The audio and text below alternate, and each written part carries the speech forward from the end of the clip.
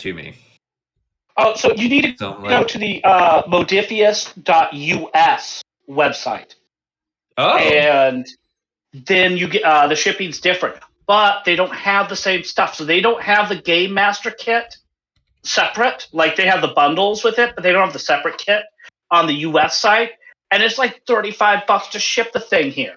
Yeah. And I'm like, I don't want to pay like... They're sold out, guys, I see. We are now live again. Okay, hello. Hello. And yes, it was very expensive. Getting it shipped over here to Asia as well was like, I think it was like 45 USD. It was crazy nuts. Yeah. But it's because of the shipping. They're if you guys can hear us, let us know. The shipping itself is pretty nuts because as Captain Mark just looked up, they're based out of the UK. And UK, with all of that recent stuff with the EU and international shipping, it's gotten real messy real fast. But it is what it is. You mean it was going to be super simple and, like, you know, give you everything you ever wanted? No? You mean politicians would lie about this? I was lucky enough to get a physical copy for my birthday last year from the missus, but yeah, actually, for once, I'm gonna take this one because outside of D&D and Wizards being pretty much global, every other tabletop game, most of the developers are based in the US, which means I'm the one on the rough end of having to pay extra to get the book shipped in. So this time it was nice not to have to do that. Yes. All right. Let's try this again. I've already introduced myself. You guys could all hear me. Let's start this off with Captain Mark. Go ahead, Captain Mark, and introduce yourself.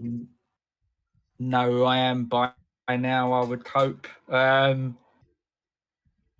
Yeah, I'm on here. I'm on the Cyberpunk game on the Saturday. Over at twitch.tv/Heroes in Theory for D&D on Sunday, and I will be having a hopefully a big announcement on this Friday coming. I'm like 99% sure, but I can't open my mouth yet. But this will be the place where I break it because it's the first stream I'm on all week. And I'll be providing you with another link, hopefully, associated with the news. And yeah, I will be playing the mysterious British assassin Sean Dalton this evening. Awesome. Thank you. Raven. Hey, everyone. Raven. I'll be playing Camacho here. I'm a mercenary survivor and would-be cartel boss someday. You can find me all over the internet at Doña Trece Cuervo. Thank you. Right. Johnny. Yeah, I'm Johnny Drop. You can find me under that name, lurking over on the Cybernation Uncensored Discord. I'm here every Friday for Fallout, every Saturday, aside from last, for Cyberpunk Red. And if you'd like, you can check out my SoundCloud at Arkson. And tonight I will be playing your little Miss Nurse Handybot, Minsky. Awesome. Thank you. Logar. Hi, I'm Logar the Ogar. You can find me at twitch.tv/Logar the Ogar, twitter.com/Logar the Ogar, and instagram.com/Twig and Logar. It is an Instagram for my cat. I stream a tabletop RPG game called Starfinder on Sundays. We're having a special one this Sunday. It's outside of our normal campaign, and we're going to do a cool one-shot with some special guests. Tonight, I will be playing Val, who is an American who was a baby at the time that the bombs fell in Taiwan. So he's grown up there his entire life and is different than everybody else. All right, thank you. And Stinkball. I'm Tracy. You can find me at StinkPalm007 on Twitter, Twitch, and Discord. And I play Dr. Herjian who travels the waste with the cutest Brahmin. All right. Thank you very much. And ladies and gentlemen, I am GM Capricious Nature. I'm going to be dropping all of our links and stuff in our chat. As you guys can see on there, you can check out cybernationuncensored.com for supplements. You can check out over at Reddit for the generators that I'll be using. You can find all of my other links over at my link tree. And our music today is being provided by Bass Ape Records, thanks to wonderful Timet. And we have 1,000 Reasons. And you can check them out over at Bandcamp as well as YouTube. And there's two little announcements I want to share with our wonderful community. Is that the next update for the Fallout Asia supplement will be coming out this upcoming week once we are done with this session. I'm going to be working on that this upcoming week, and we also will be having some updates coming out soon for the Medicine of Red. I've been talking with Tracy and getting stuff sorted out, so we should be having that updated soon as well. Second thing I want to share with everybody is that we are back in for today and tomorrow, so don't forget to check out our stream tomorrow as well for Cyberpunk Goes Nomad. And the very last thing before we start up our campaign is something a little personal, and I want to make sure I say it, is that happy birthday, Dad. It is my father's birthday today over in Colorado, so I want to wish you a big happy birthday. I know you are not watching on Twitch, but I want to make sure that I get this sent over to you. I miss you, love you, and I hope you're having a wonderful, wonderful birthday. Now, for all of our players here, we're going to have our intro from Dr. Jian Yu. They're going to share their journal entry, and then we are going to be rolling into our action in Sun Moon Lake.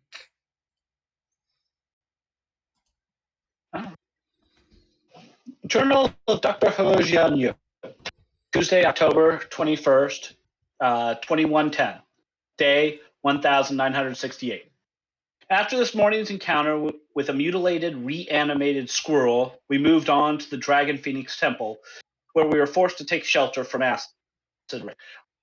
While I honored the temple's eternal sanctity by tidying up, the others defiled it with their materialistic plundering. Then we saw a wall dragon as long as a city bus. Luckily, my respect for and prayer to Mazu saved us despite my companion's uncouth behavior. Though, karma always circles around, sometimes sooner and sometimes later. No more than 15 minutes later, I slipped and fell into a concrete drainage canal filled with mud and acid rain. It was an endeavor to extract me from the canal, and in the end it took dynamo to pull me out. Sitting there, covered in searing, acrid mud, I saw my role in offending the gods and realized I needed to cleanse both my body and soul. As the day continued, so did the god's ire. We struggled with a broken gate, nearly destroyed Minsky's lab coat getting past. Later, we found Ame's old home, where Val had been tasked to acquire her family ancestral plaque. Clearly, she had failed to mention the defensive measures. Val stepped on a bear trap that broke his leg. Then Sean was shot, severely injuring his leg, which caused him to fall back into Val, who fell back into Camacho, causing all three to tumble down the stairs. Camacho's response was to fling explosives up into the hall. In the end, all this pain and hardship will be ephemeral, but our materialistic desires will lead us to endless suffering. All right, little stroke of Buddhism there for us. Materialism and life will only lead to suffering. But yeah, this is a wonderful little recap of where we were at. The players were dealing with some very weird creatures out here in the wasteland of Taiwan. They dealt with a very odd-looking squirrel. They dealt with a gigantic wall dragon that all of them decided to very sneakily just back away from instead of opening fire. Was not anticipating that, so yeah, we'll have those. We'll have that as part of our stat block released with the newest Fallout Asia supplement, and they can see what they missed. And now they are inside of Sun Moon Lake proper. Oh my lord! Rook is just Oh, dropping wow. a bunch of -2s. Thank you, Rook. Oh, thank God. Got like one each. Yes. Yeah, one for all of you. So we've got our players in Sun Moon Lake proper. They're at the resort, and they are dealing with some defensive measures inside this house.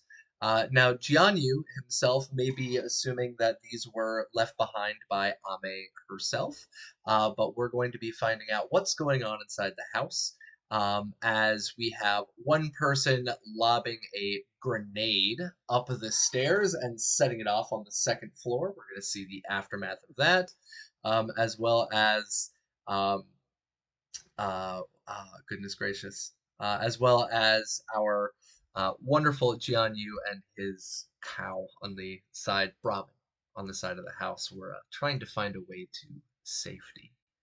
So let me switch over to our player names. There we go. We have Sean, Camacho, Minsky, Val, and Gian.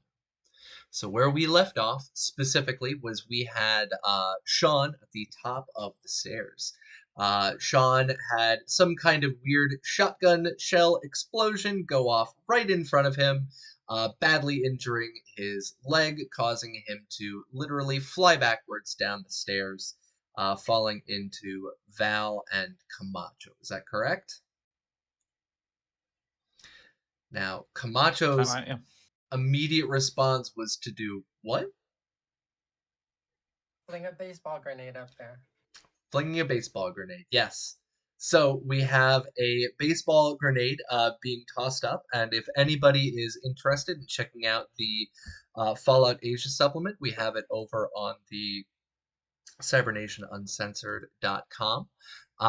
Inside of our homebrew for Fallout Asia, what this uses is that we actually have what's called our homemade grenade or homemade explosives that Dr. Jianyu wants to create himself in the future, and it is statted to be identical to the baseball grenades, since baseball is actually not super popular here in Taiwan. But we have this grenade being lobbed up, and the damage for these grenades, we have quite a bit going off on this second floor, and that's where we start off. So Sean is down at the bottom of the stairs. His leg is bleeding profusely. We have Val as well at the bottom of the stairs. He had been stabilized, so he was doing okay. And we have Camacho having fallen down, not really receiving too much damage, but definitely receiving quite a startle as she immediately pulls out her grenade and tosses it up those stairs. So where we start off with is we see this grenade fly out of her hand, and that's where we're going to be picking up. Sean, Val, and Camacho, you have one round, roughly 3 to 6 seconds. What are you going to be doing? You've fallen down. All three of you are prone on the floor on this first floor. You have one round. What are you going to do? I think Val would stay on the ground Okay. and attempt to sort of sit up and aim his rifle at the top of the stairs. All right. So you're going to take an aim. Sean, what are you going to do? Yeah, I had exactly the same idea. Okay. It like Sean's gun would have been out almost the moment he hit the ground after he hit the stairs, and just aiming up the stairs at whoever shot him. All right. And Camacho? Hopefully.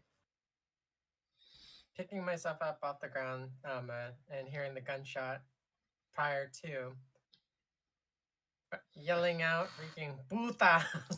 freaking reaching into my my coat or a pocket, pulling out the grenade, pulling the pin, and just chucking it up there. All right. Now we have this shotgun blast going off. Minsky and Jianyu, the two of you are outside. Jianyu, you've headed back up this little alleyway over towards your Brahmin. You are back at Dynamo. So what are you going to do now that you've heard this shotgun shot go off? Yeah, I guess I'm gonna pull my little pipe pistol and kind of run into the area, like go inside and see what the hell. Okay. And Minsky. Yeah, Minsky's going to start revving his buzzsaw and follow close behind Jianyu. All right. So both of you are heading inside of the building. Yep. Okay, just double checking. All right, so that's our round before this this grenade goes off. Camacho, I believe we had you roll at the end of last session, so let me check on here. We have perception explosives. We had a 7, which was a success. Let me pull down our AP. So you successfully pull the pin and throw this grenade up. We have Sean and Val both sit up, aiming their guns. We've got Val laying there, sitting up. Sorry. We have Jianyu and Minsky running inside. Jianyu's got his gun drawn. Minsky's ready to go with the buzzsaw, and Camacho screaming "Puta!" as bam, this homemade explosive goes off on the second floor inside of the hallway. Now for our homemade explosives and baseball grenades, let me pull this up real quick. I want to see what is our total damage that's going to be occurring on that second floor. So baseball. 5 dice. 5d6? Yeah, 5 dice. That is what I thought. Okay, cool. And I've got my wonderful hard copy here. We were talking a little bit earlier about how frustrated shipping is, but I am still super happy to have mine delivered here. So yay! We have 5d6 damage. Got mine too. Yes. 5d6 damage. So let's see. 1, 2, 3, 4, and 5. All right. So I've got 2 effects. So when it comes to explosives and the baseball grenade, let me try and pull this up. Do we have any effects? No. All right. So the explosive goes off, and every single one of you can see it go off on that second floor, just as you can hear some glass shattering. You can hear some of the stuff upstairs in the hallway get rustled and tussled around. All of you inside, you get kind of hit with this plume of dust and dirt as it comes out of that hallway down the stairs. But there is no sound. You guys hear nothing else happening after the explosion, after some stuff falling over and some glass shattering on the second floor. So we have our initiative, because one thing that I do like about Fallout quite a bit is that we have a set initiative order. So we have Val, Sean, Jianyu, Minsky, and Camacho. Val, after a moment, the explosive goes off. You guys are showered with some dirt, dust, and debris. You don't hear any movement. You don't see anybody. You don't hear anybody. Nothing. What are you going to do? Val's gonna stand up and switch to the no. Val's gonna stand up, which is what, a minor action. Mhm. And then probably immediately try to help Sean up. Okay. Because all I've got is a rifle, and it's going to be really hard to shoot something with a rifle. So it's probably better that the guy with the little gun is up. All right. So you get up and you start helping Sean up. Sean, you get a hand from Val. Do you stand up as well? Yeah, I was going to anyway, so that would help. I would just take his hand and to myself up. And the others are in the corridor with us now. They said they came in from the outside. Yep. Yeah. So I look down at my legs, or my one. I think we said it was the right leg, wasn't it? Got hit? Yep, it was your right leg. Yeah. down his right leg, and it's just like peppered with what I'd imagine is buckshot. And the like the trouser leg is shredded. That's going to be a bunch of sewing. Someone give me a drink, please. Right, yeah, you were asking for some alcohol. Yep. One for you, one for the leg. That's the idea. Right. Um, so you're up. You're asking for some alcohol. Jianyu, you've come in. Oh, sorry. Go ahead. as I'm saying this, I haven't stopped pointing my gun to the top of the stairs, and Okay. I'm still looking up the stairs. I'm just sort of calling back. But yeah. Okay. Yeah, that's it. Jianyu, you've come in. You can see all of them. You saw the explosion. You can see that Sean is having some difficulty standing. What are you doing? Can you remind me what the state of this building was prior to the grenade? It definitely looks like it was lived in quite a bit. It was used as a shelter after the bombs dropped.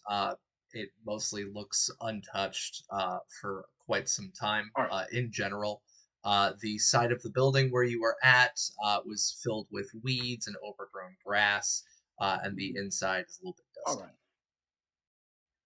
All right. So it looked like it was approximately structurally sound. Generally, yes. All right. I will crack open my can of beer and toss it to to Sean. Beer. Ew. Okay. Warm beer. That works. Warm, but, flat to beer. say, I'll toss my can of beer, and I'm actually going to use my action to try to evaluate the like structural integrity of the building. I'm not sure what you want me to use. Maybe repair intelligence or repair perception. So what I would like you to do is please use intelligence, and you can either do repair or survival to try and gauge the situation in there. Repair would be the physical state of the building. Survival would be the general state of the building. Technical I'm versus going to general. do repair. Okay. Xianyu's familiar with, engineering and stuff, so.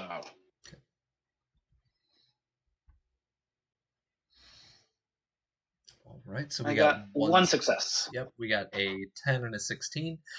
So what you can tell about the physical state of the building is that there are cracks in the wall, but the building is standing up. These cracks were probably caused by earthquakes over the last couple of decades. But in general, it doesn't look like the grenade itself did too much physical damage to the first floor that you were on. You can't see up into the second floor. There's no lights up there. But what you can see a little bit is that there is some sun coming from outside through what you can only assume is now a broken window. So the building's probably not going to collapse all the way down. Maybe the second floor might, but we're safe-ish. Yes, you are safe-ish. I'm not going to collapse the building on you guys. All right. Unless you want to throw more grenades. I mean, you can do whatever you want. Macho, you got more grenades, I'm assuming. So. I still have 2 more grenades. Okay. I mean, you can collapse the building if you want. Go for it. I'm kidding. I'm kidding. Stinkpalm's been watching our Cyberpunk stream. That's why he's wary. Yeah. Well, throwing grenades in Fallout houses really should be pretty dangerous. Yeah, it should be. Well, I mean, it's not in the game, but it should. Yeah, as I've actually mentioned before, one of the very interesting things that I love about Taiwan is that here in Taiwan, ever since I believe it was called the 9/21 earthquake, it was this ridiculous earthquake. Taiwan has been super anal retentive about making everything extremely structurally sound. So like almost every single building that you find here is like reinforced steel beams and concrete, even smaller houses. So if anything has been built since like I think it's like 2000, 2001 or 2005, everything since then is like insanely well built. So Nice. yeah. One of the All things their I love dwellings about are it. bunk- Try that again? I said all of their dwellings are bunkers then. Pretty much, yeah. China. I mean, let's not get into that part though. So you take a moment, you evaluate your surroundings. It seems structurally sound. Minsky, what are you doing? Yeah, so Minsky has come in silhouetted in the doorway, buzzsaw in one arm and laser emitter powering up. But then he notices Sean's bloodied leg, and he'll immediately, Sean, you seem hurt. Can I help? Sort of gives the robot a sideways glance. Just watch where you point the finger. I'd like my leg to remain on my corpse. If I die, if that's okay, one piece. I'll see what I can do. And I can't recall. Did he receive a critical injury to his leg? Yeah, so the damage was above 5, so it was a critical injury. Yeah. You can still do your intelligence medicine. And I believe we talked about this last week. I just want to. It just make sure. removes the injury instead of healing, doesn't it? Points. But hit points I've got covered. So Right. yeah. Yeah. So there is an action to treat an injury, and then there's an action to do first aid, which Yes. is to recover HP. Page 40. I actually just happened to watch this specific part Mhm. right before we started. Yeah. Yeah. So on here, So, yeah, which one would you like to do? Which one would you like to treat? gonna treat an injury. Okay. So he's gonna come over and grab his leg, and you should bite down on something. I'm gonna attempt to like set the Yeah. bone or whatever's been messed up in there. Bite the pillow. A little bit of black goo and he'll be right as rain. Oh God. All right, go ahead and make your intelligence medicine DV of. Hold on 1 second. DV1.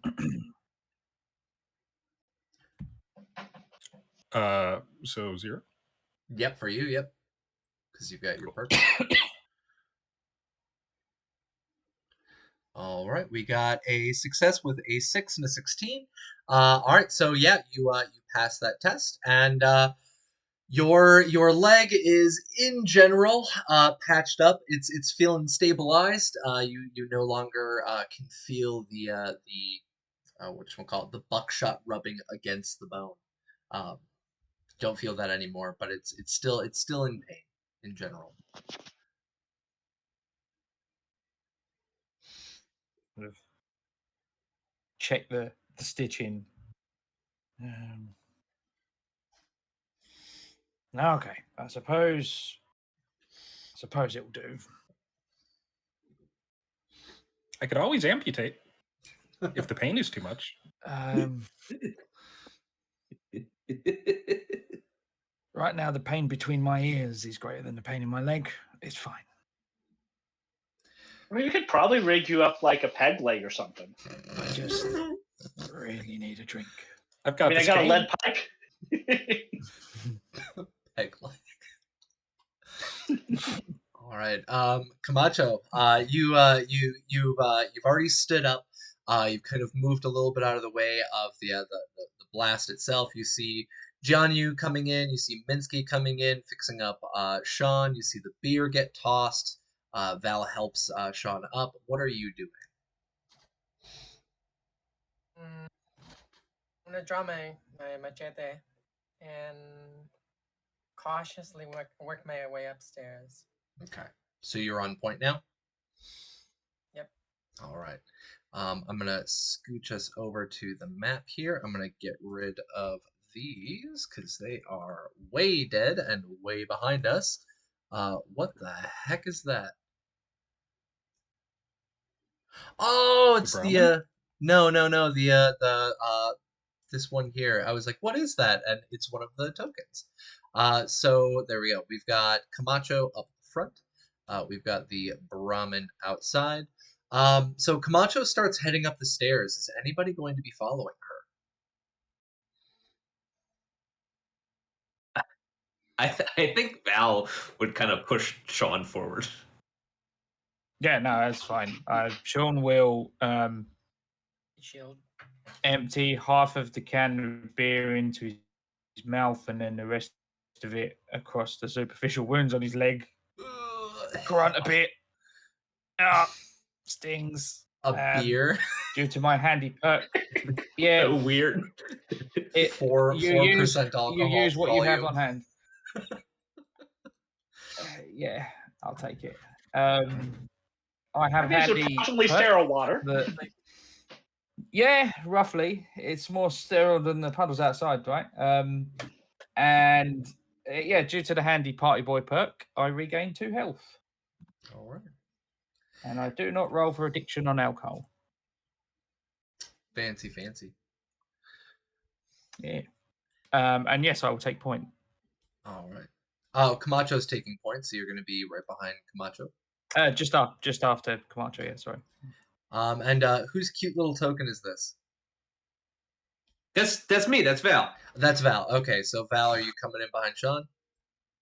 Yeah, I'll walk up behind them because I'm trying to keep a medium range because all I have is the rifle. Okay. Minsky, I'm guessing the blank token here is you. Yep. Okay, we got to get that fixed. We'll take care of that later. It's all good. Yes, we do. Yeah. What do you want to start heading up behind them, or do you want to stay on the first floor? What do you want to do? I'd ask John Yu if he would like me to keep an eye on his Brahmin. Actually, yes. Because I was thinking of going outside, keeping an eye out for stuff coming. But yeah, you're better at perception stuff than I am. He's got all 3 those eyes. extra eyes. Yeah. Exactly. So 360 view, baby. All right, Keep so an eye peeled Minsky, in you 3 different head. directions. Try that again. He can keep an eye peeled in 3 different directions. Exactly. One on the Brahmin, one on the door, one on the road. All right, so Minsky heads on out, and Gianni, what are you going to be doing? Are you going to join them heading upstairs? Are you going to head outside? Stay on the first floor. What do you want to do?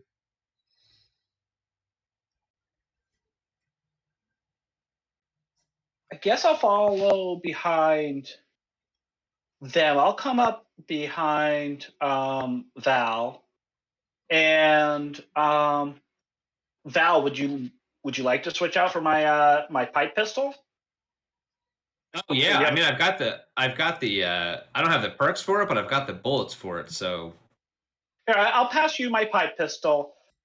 You're more effective than I am at that stuff, so I'll pass you my pipe pistol. I'll pull my. I actually found a pipe rifle. oh, perfect. So I'll flip over to that. Okay. Right. Thank you, Doctor. All right, so I've got our grid up here. There we go.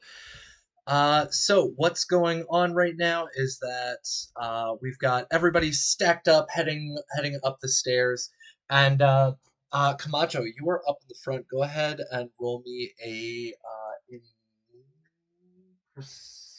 it's not just perception. I need to make sure it's going to be perception, and you can do survival. Perception, survival.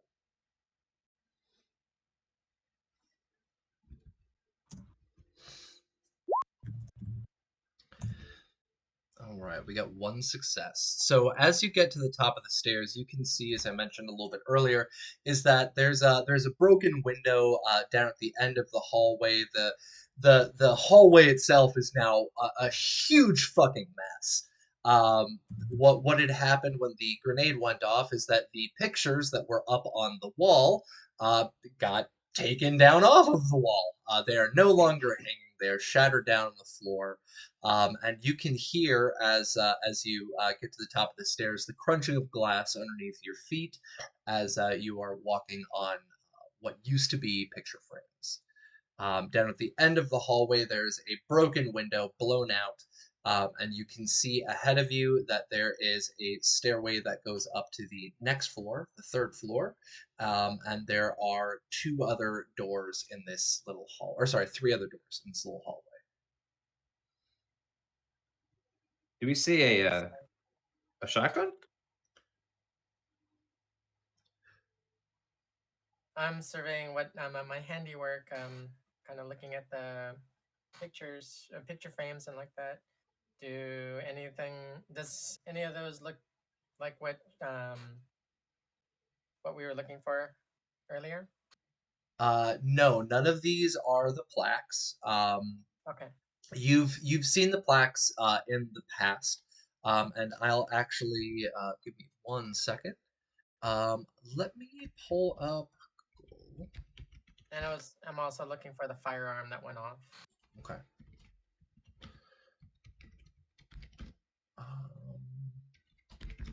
Let's see. I'm gonna pull this up. I'm gonna show this to our wonderful Twitch audience. You guys can see this on our Twitch itself. Let me see if I can pull up a home shrine.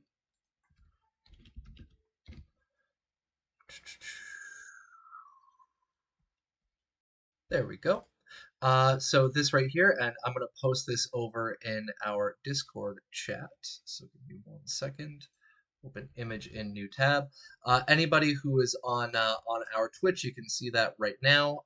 This is what a shrine looks like inside of the homes, and I'm going to copy this over to our Discord so you guys can pull this up. When it comes to the shrines themselves, what they look like is it literally looks like this wonderful little display cabinet. It's got pictures, it's got a plaque. They put up these little red candles. They keep them lit. They burn incense. If you are a very traditional family, you would go there either twice a day or once a day, or if you're a little bit less traditional, once a week. And you literally just pray and talk to your ancestors. It's very old tradition. But you do not see anything that looks like one of these credenza cabinets. And you don't see a shotgun, but you do see on the ground that there was a shell that was either glued or tacked or attached to the wall, and the broken string that was on the floor. So it seems as if it was a trap. Booty trap. Yes.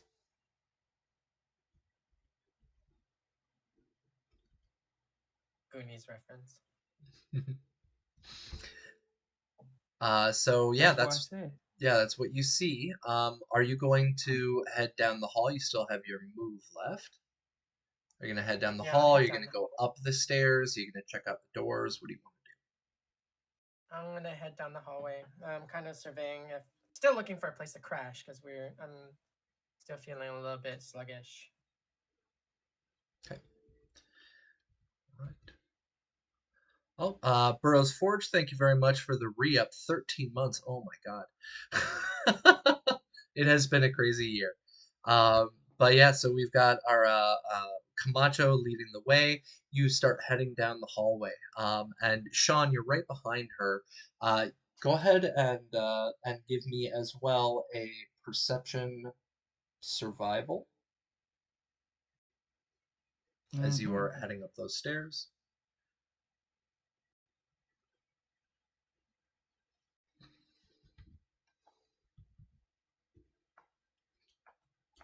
Down, move. Yeah, heading up the stairs. Yep. Sean got a 12 and a 19. You don't really see much anything. It's still pretty dark in the hallway. There's still some smoke and dust, but you don't really notice anything. What are you doing? Are you going to follow Camacho down the hallway, or are you going to go up the next set of stairs? What are you going to Yeah, no, I'm not going to leave it to go off in front. I will cover a blind spot as she moves through the hallway. And if there's any rooms then coming off of that hallway, just kind of breach and clear and then check the room. Okay. So we'll handle that in just a minute. We've got our next person up is Val. Go ahead and give me perception survival.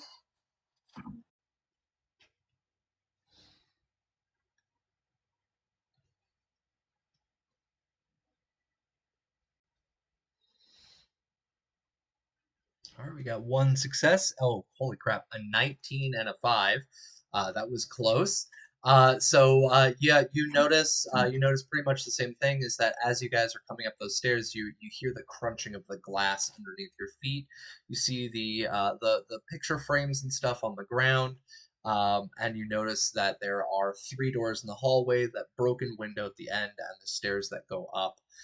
What you do notice, now that Camacho has walked past it, is that the shell that went off was not accompanied by a shotgun. There is no physical weapon there. It looks as if they just set up the shell by itself. And go ahead.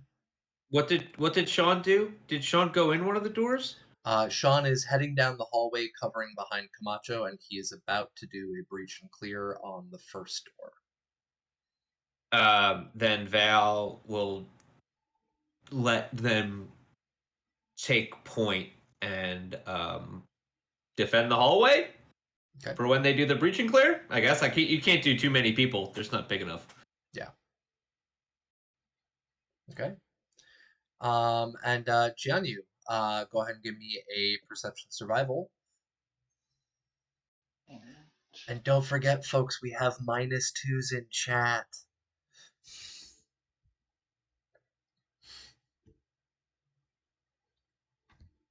Guess that's a hint. I should probably use a -2 this time. You can do whatever you want. Yeah, I'll use a -2. Actually, no, -2 won't do anything on that one. Yeah, I got 1 success. So we got a 3 and a 13. All right. Same information. Yep. So really, what I want to do is I want to check out the blast, make sure that the structure's okay. That they, I should probably be able to get a good idea of whether the next floor is going to be unstable by looking at what Camacho did here.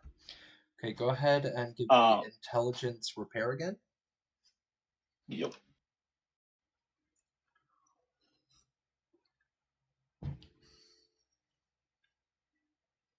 All right, we got 1 And success, 5 1. and 16. So it's the same thing that you had noticed before. Is that there are cracks and stuff in the wall, most likely caused by earthquakes. The damage from the grenade doesn't seem to have been too severe. Of course, like some of the paint on the walls is fucked now. The pictures and stuff that are now on the ground got fucked as well. The window at the end of the hallway got blown out. But yeah, it doesn't seem as if the grenade was high explosive, but it was explosive. All right, cool. Just making sure we're all safe in here. Okay. And what are you going to do? Are you going to join them at the door? Are you going to go up the stairs to the next floor? What do you want to do?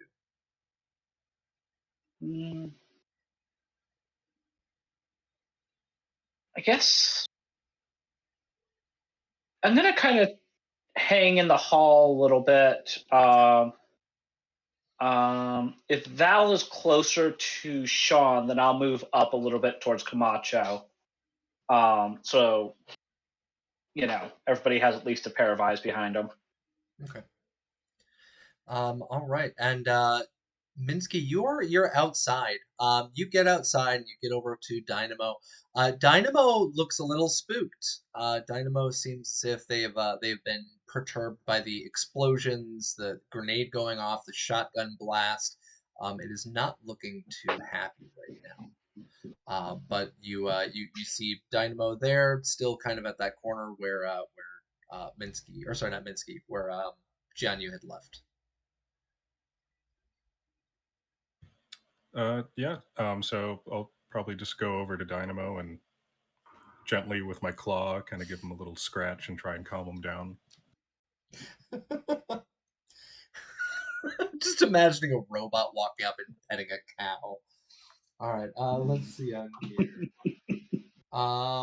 Go ahead and give me.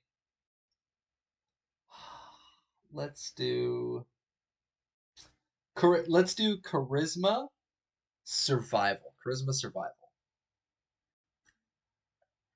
Charismatic and intelligent Definitely gonna grab one of those -2s. enough. Okay. All right, thank you very much, Rook, for the wonderful -2s on here. Oh, hey, hey, RC Walker. Thanks, Twitch, for not saying anything. Oh, sorry about that. RC Walker, the reason that we didn't get many notifications from Twitch is because we had a technical difficulty earlier. The sound was not working, so this is our second attempt. So let's see. We've got no successes. A 9 and a 10, even with the -2. So you walk up and you start scratching at Dynamo, and it does not seem to be enjoying the scratchies very much, and it seems even more unsettled. You see it's like clomping its hooves on the ground. You see my eye stalks just kind of droop a little bit, unable to connect with this creature. Right. What I would like you to do now is please give me a perception survival. Let's see if you notice anything else out here in the area. As you're attempting to coo the animal, your eye stalks are sagging a little bit. What do you see?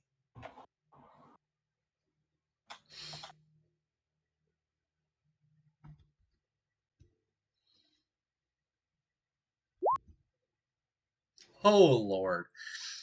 So we got a 19 and a 20. Just like last week, if you guys are playing D&D, you'd be winning D&D, but this is the opposite. Could I use a luck point to re-roll that? You totally can, yes. Do you want to re-roll the 20 or the 19? That's the real question. The 20, probably. Okay. Go ahead.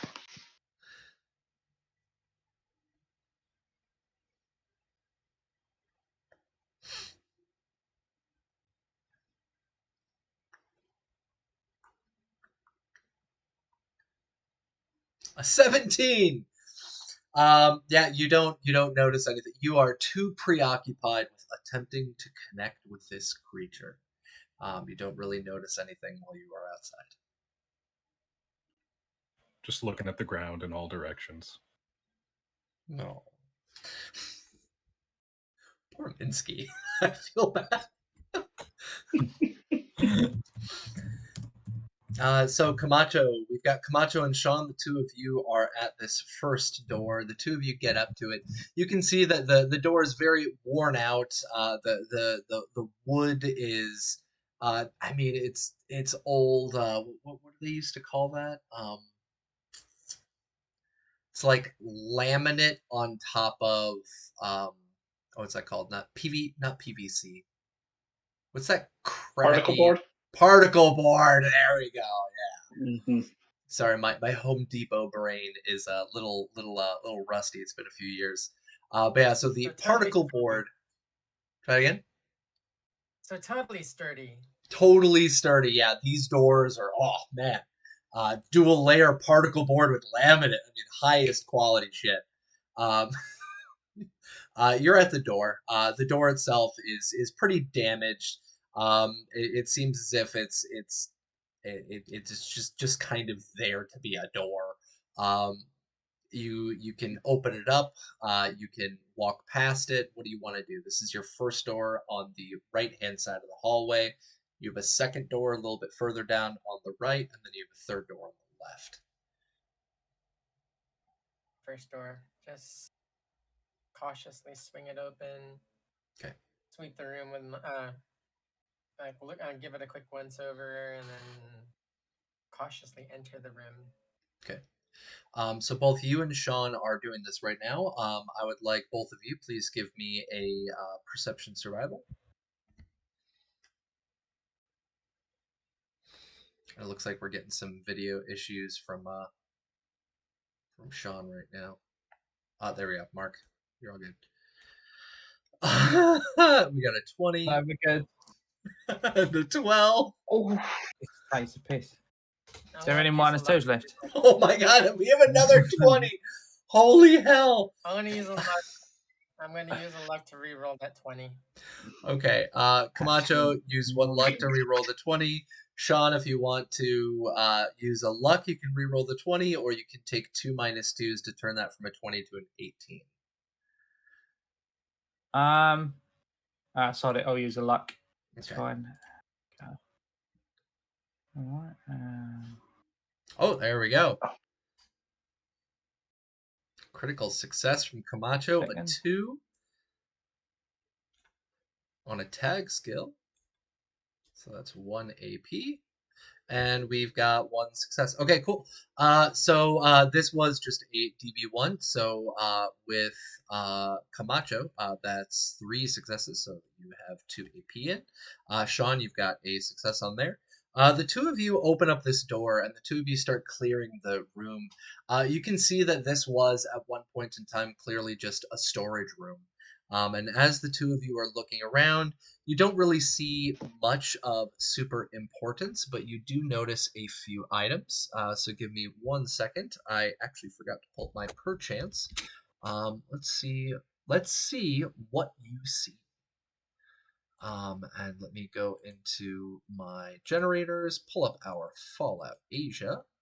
And for any of you who are interested in using this, I will also drop this into our chat real quick. There we go. RC Walker also just gave us another -2. Thank you very much, RC Walker. So as you walk in, what you notice inside of this room, I'm going to start out with Camacho because Camacho is the first one to come in.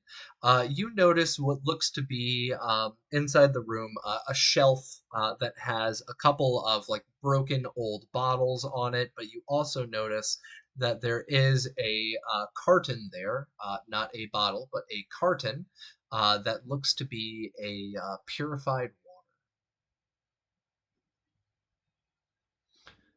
So Camacho, you find a purified water carton. Nice. You also, because you had multiple successes, you also see inside of the room an old pre-war sword. It looks as if this was the room of somebody who was, of course, in the military, probably old school KMT from the Chinese Civil War back in the 1940s. And they have an old sword, pretty rusted, but it's there. It's there in the corner. Look decorative or as actual? It looks like it could be Use it. used, but it wouldn't be the best thing in the world. Okay. And as you are looking around, Sean, inside of that storage closet, you find a set of bobby pins. You see 4 bobby pins that are looped around with a small rubber band, very old, worn out rubber band. Bobby pins. More to add to the pool. Yep. Yeah. Sweet. All right. Yeah, so that's what you guys find in there. It's just this old storage closet. It's got an old crappy sword. It's got a carton of water that seems purified pre-war, and you find some bobby pins. Val and Gianni, the two are out in the hallway. Do you enter the room with them, or do you move on to the next room, or do you stay in the hallway? I think Val would go on to the next room. Okay. Gianni, are Yeah, you going to go with them? I can try to cover you. Okay. Do you want to go to the room that's further on the right, the second door on the right, or do you want to go to the one on the left? The one on the left, just the next one. Okay. So you head on down. And sorry, John, do you want to go to the same room, or do you want to go to the one on the Yeah. opposite side of the hallway? I'm gonna help cover Val. Okay. So Val, you walk on up. Go ahead and roll me a perception survival.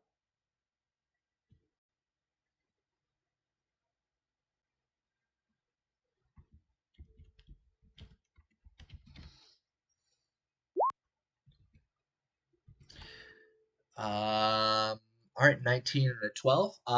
You open up that door, and as you open it up, you can see what looks like an old school bathroom. It's got one of the in-floor toilets. Um, I don't know if any of you in our chat have ever seen Asian toilets. They're very, very interesting. Hold on a second. Asian toilets are not the sit-down toilets. They are these guys right here. They literally go into the floor. Very, very odd for Westerners to encounter this kind of stuff. But you know, if it works, it works. So that's what he sees is this bathroom with a in-floor toilet, and you see some very old toilet paper in a little plastic baggie. Looks like it's been like just worn out with time, just kind of gross. And you see a sink.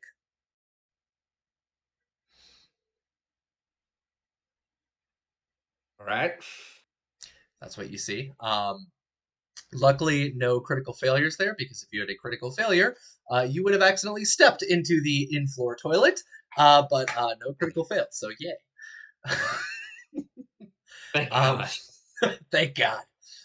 So, John, you're also there at the door. Do you want to make a perception survival check? There we go. Got one success. Let me get rid of the toilet picture. All right, one success. So as you walk into the bathroom, you notice immediately that this is definitely a bathroom. And as you walk in, what you see inside of there is, let's see.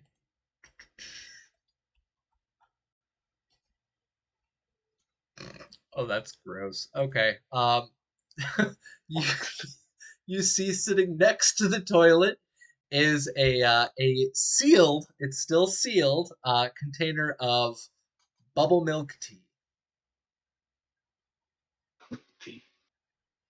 Awesome. At least it's not in the toilet. Not in the toilet, next to the toilet, still sealed. Then I will take it. It's better than the toilet food you find in Fallout Yes. or Borderlands. Yes. All of the delicious toilet foods. So that's what you guys find on the second floor. Minsky, you're still outside. You're with Dynamo. Do you want to try and make a perception check to check out your surroundings, or do you want to try and calm Dynamo down? As I mentioned earlier, Dynamo is starting to clump its hoops on the ground. It seems a little unsettled, a little uneasy, and your scratching at its face did not help. I think Minsky is going to go back through his database and see if there is a lullaby he might be able to sing to Dynamo to try and calm him. Okay. Go ahead and give me intelligence charisma. Or sorry, oh my god, yeah, my bad. Let's just do charisma speech again, or you can do an intelligence speech. I'll let you do either. I think your intelligence is Let's higher than your do charisma. intelligence speech. Yeah.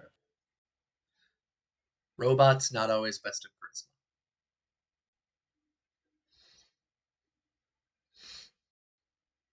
All right, we've got one success there. You are able to summon up in your database just an old school version of like Twinkle Twinkle Little Star, and you start singing it. If you sing Twinkle Twinkle Little Star for us right now, I will give you an AP. We'll probably generate some more later. All right. passing on the impromptu concert for us. Minsky starts singing "Twinkle Twinkle Little Star" to Dynamo outside, and you can see that it's helping. You got one success on there, so that it stops clomping its hooves and starts looking up at you. All four of its eyes from its two heads just both kind of looking at you and your stalks as you lullaby it. You got a success on there. Is there anything else that you are doing other than trying to remember and sing, not sing to Dynamo? Nope, just keeping an eye on things and Okay. just bobbing around. Okay. All right, so we have Sean and Camacho, the two of you just cleared out the storage closet. There's another room on the second floor on the right-hand side of that hallway. Do you guys head over there, or do you want to head back upstairs? You can exit the building.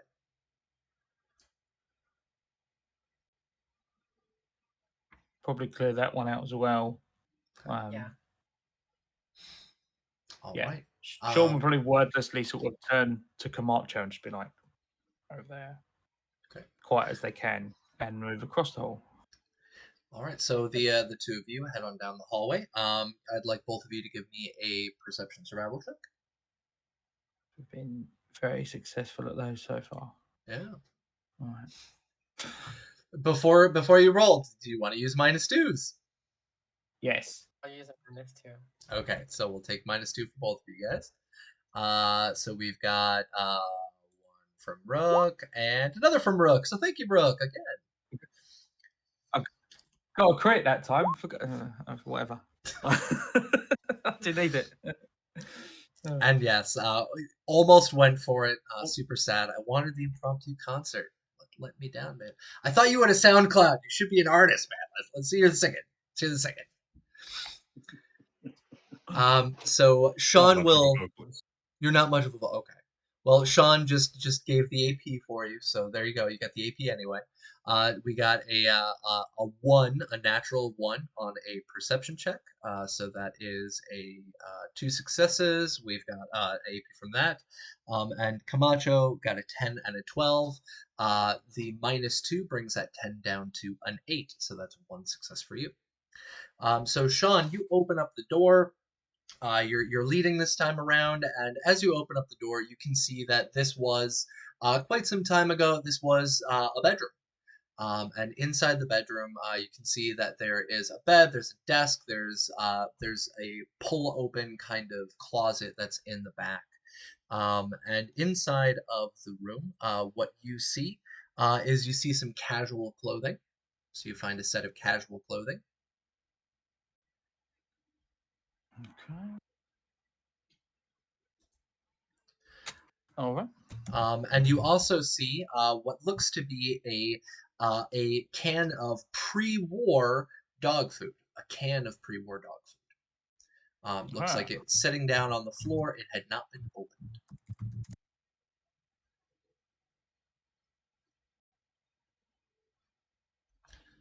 Nice. And Camacho, while you are in there, what you see is you find a formal hat. You see a formal hat. It looks like a oh, there we go. So you see what looks to be a officer's, like formal officer's, like combo cover, chilling out on one of the desks. Or sorry, on the desk, inside the room. A dress uniform. Yep. So you see the casual clothes, you find a combo cover, and you guys find the canned dog food unopened, chilling out on the floor. But inside the room, it seems like it's just kind of musty. You don't really notice much else outside of that. Dibs on the bed.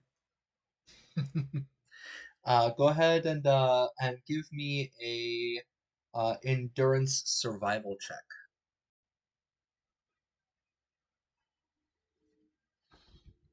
Is that both of us? No, because Camacho called dibs. It's the rule of dibs, Matt. The rule of dibs. Oh, right, for the bed. Okay. No, I thought you might have been hinting at something else, but that's good. No. Camacho, it looks very comfy. You even see a couple of blankets. It looks like this person made the bed. So it is still made, pre-war made. It's got dust settled on top of it, and it's pre-war made. Nice and crisp corners. Single size bed, or is it like a bigger size bed? It is a single. And because you got a critical success on your survival, that is an AP as well. And you can tell, your inference is that this person, since you guys already know that this was kind of commissioned by Ame, this is most likely her house. This was probably her son's room, and he had left behind his combo cover, and that was his bed.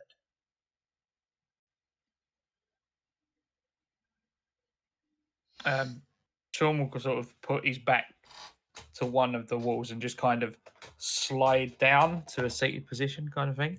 Okay. Wouldn't be much of a gentleman if I refused your request. Go ahead. And I'll shout down the hallway. We've got somewhere to rest. What is on your hand? I need to see this.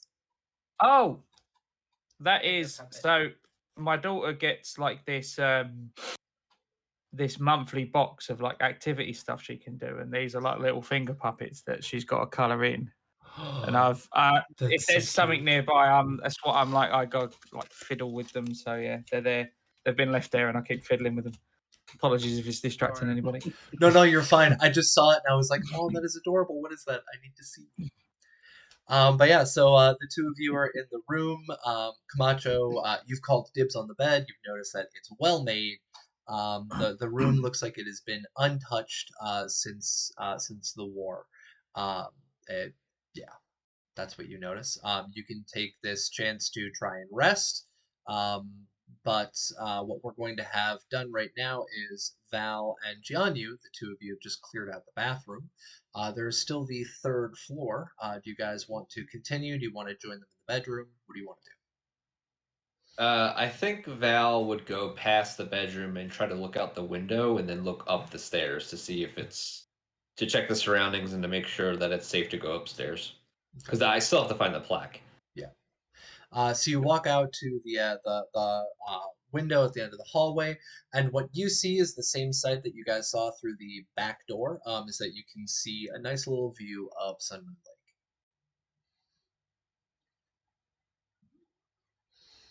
Lake. All right.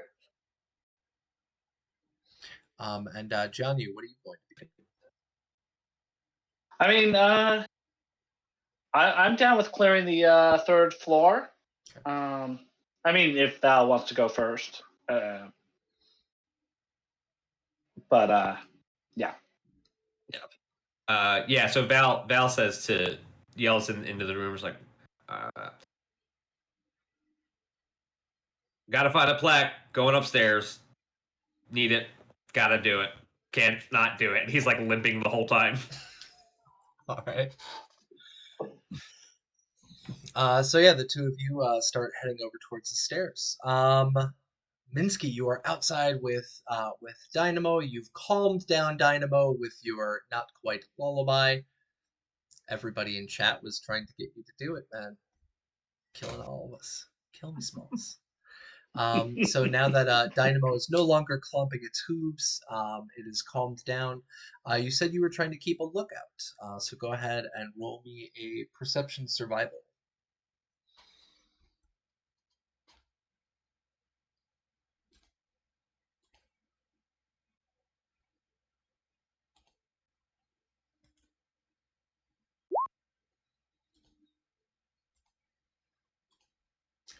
All right. We have oh my lord, an 18 and an 18. You'd be kicking ass at D&D, man. You're doing wonderful D&D wise. You are transfixed by this majestic creature as you continue focusing on singing to it. Serenading the Brahmin. Yeah, serenading it. No? No, nothing. And that is what he's doing. Yep. Come on, not for this. I mean, it's so cute. All Well, right. no one's around to hear it, so I can't. If a robot sings and nobody's around to hear it, does it even make a noise? The answer is no. Now we know at least. So Camacho. Oh, what's up? Did it really happen? Did it really happen? So Camacho and Sean, the two of you are in the son's bedroom. Camacho, do you want to lie down? Do you want to take the bed? I'm gonna look over at Sean. How's your leg? I think I'll probably live. You look down as it I drips toss it. beer. Hmm. Is he still bleeding? A little bit. Yeah, probably. All the superficial stuff's probably still bleeding. I imagine Minsky got all of the serious damage. So. I'm gonna take out my first aid kit and bandage him up. Okay. Go ahead and give me intelligence medicine.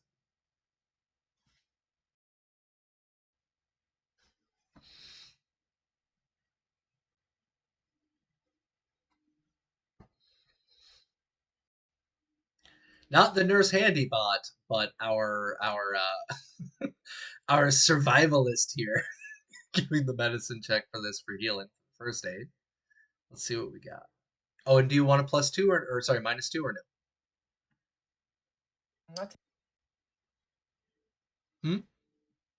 I'll take the. I'll take a -2 if it's Okay. if we have one. Yeah, you guys have a bunch still. You got 5 left.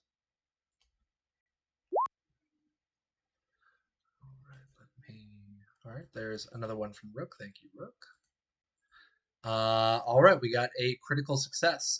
Your medicine is a 3. You generated an AP, and you got a 2 on that. With Also that, tagged. yeah, it's tagged. Oh, it's tagged, so that's 2 AP. With that, Sean, you heal up 3 more HP. And if Camacho wants to use an AP, you can get 1 additional HP for each AP that you spend. I'm 1 off my max. So do you want to use 1 AP, Camacho? And we have like Yeah, 6 just AP. wait. Okay. Yeah, you guys are stacked up. So there we go. We're down to 5. Nice. And yeah, you're back up to full. Camacho wraps your leg very tenderly, very skilled. It seems as if she has had to do this before. Who would have guessed? Mm. Probably so a you comment were- Sean would make. Actually. Exactly. Walk over to the bed. I grab up the pillow that's on there and toss it to him as I lay down. You're full of surprises.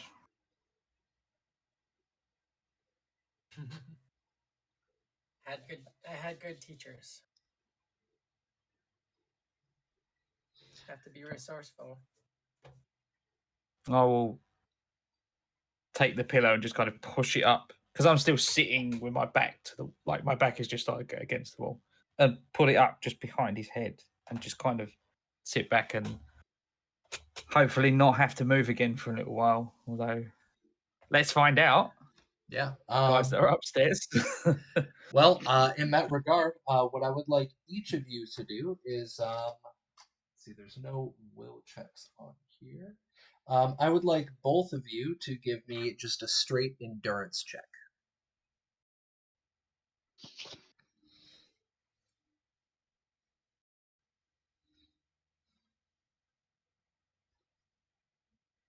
Is that possible? Does it let us do that? I don't think so. I don't.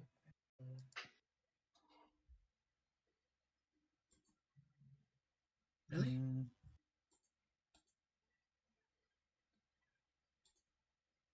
All right, then what I would like both of you to do is please roll me a 1d20 and let me know what your endurance level is.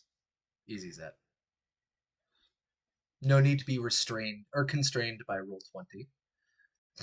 Critical failure. Okay. So Camacho, crit fail. Reroll. Do you want to use a luck? Yeah, I'm gonna use a luck to reroll that. Okay, go ahead. Sean got a 12. No, my endurance is only a 6. Okay. And Camacho, what's your endurance? Endurance is a 5. All right.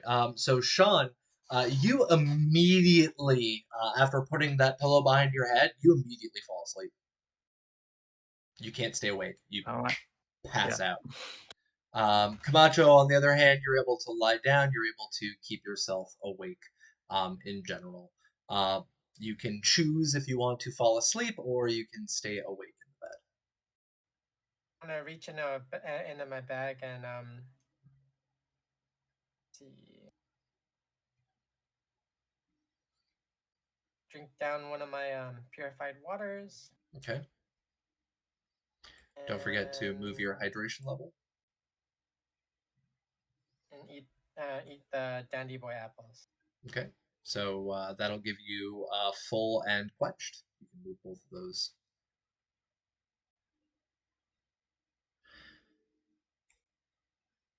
Right. So Val, you are heading up the stairs, and we have right behind you, Gianni, following hot on your footsteps. So you're heading upstairs, right? Mm-hmm. Okay. So what are you doing? Tell me what you're doing. Trying to go up the stairs with the pipe gun out and not step on any more things that will shoot a shotgun shell into my chest. That's what I'm trying to do. All right. Go ahead and since you're looking out for that, you're trying to make sure that nothing happens. Go ahead and roll me agility athletics.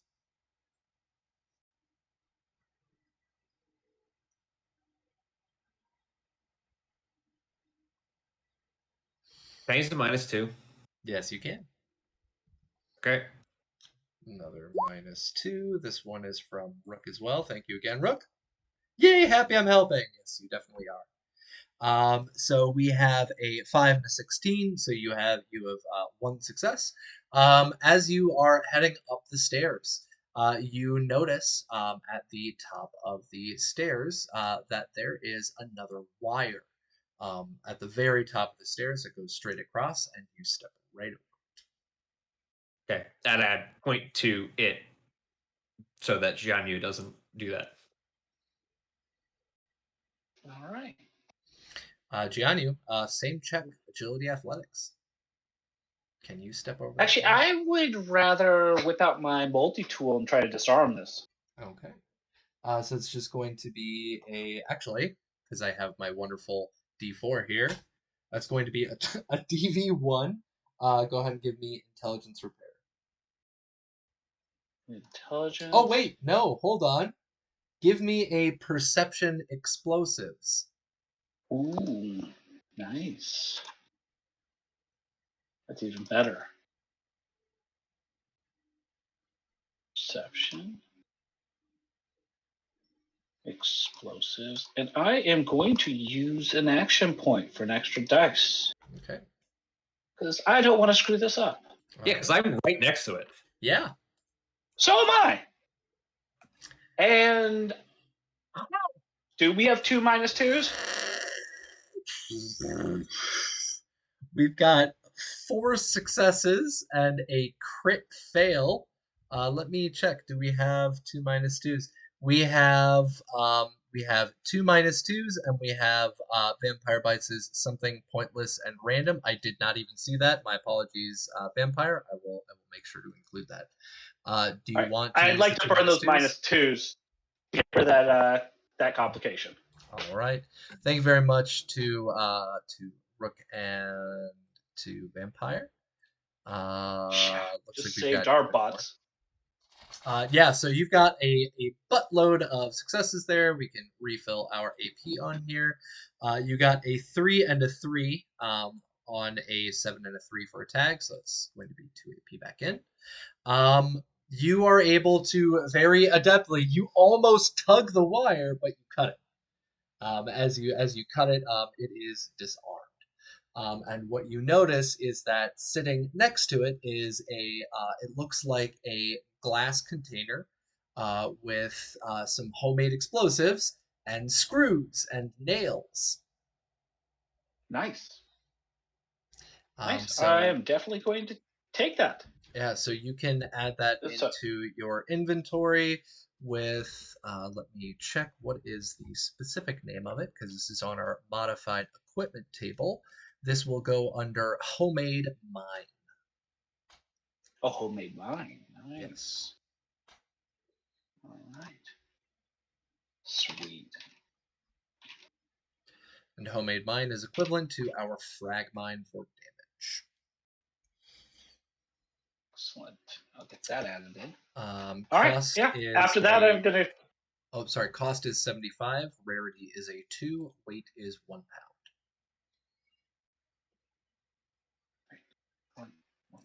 Cool.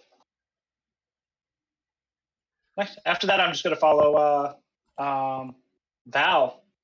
Okay. Glad I let you go first. Yeah. All right, Minsky, you are outside. You don't hear anything happening inside the house. Woo! No explosives. Yay! What are you doing?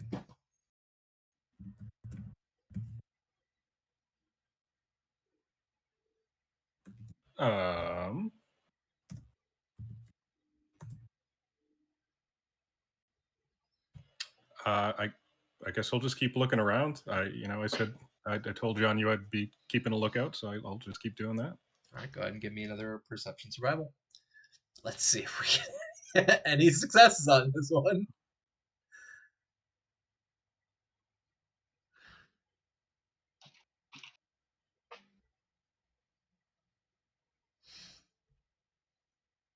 No, we have a 12 and a 17.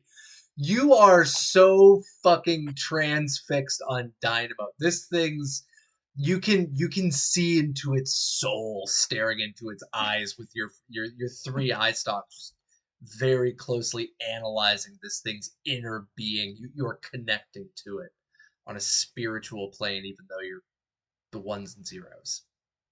Just doing circles around it, looking at it from every angle, Singing. investigating those mysterious utters. He's probably stopped singing at this point. Oh, The dynamo's nice and calm. Ruining my fun. All right, so yeah, you're very much so closely focusing on Dynamo. You are connecting with this creature, and I'm going to use Vampire Bites, pointless and random. As you are circling around, connecting with this creature, you just hear this very, very profoundly deep and very humble as the Brahmin just lets one rip right in front of you. But you do not smell. I do smell, actually. Oh, you do smell. Dear God. I do have smell sensors, yeah. Okay. You can smell that wonderful Brahmin fart. I stopped dead in my tracks, and one of his eye stalks just kind of just twitches. Go ahead and roll me a endurance survival check.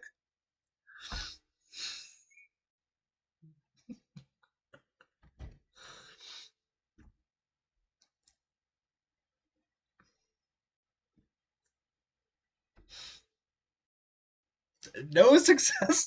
14, 16. Oh my God. You Not have, my night. yeah, not your night for these checks.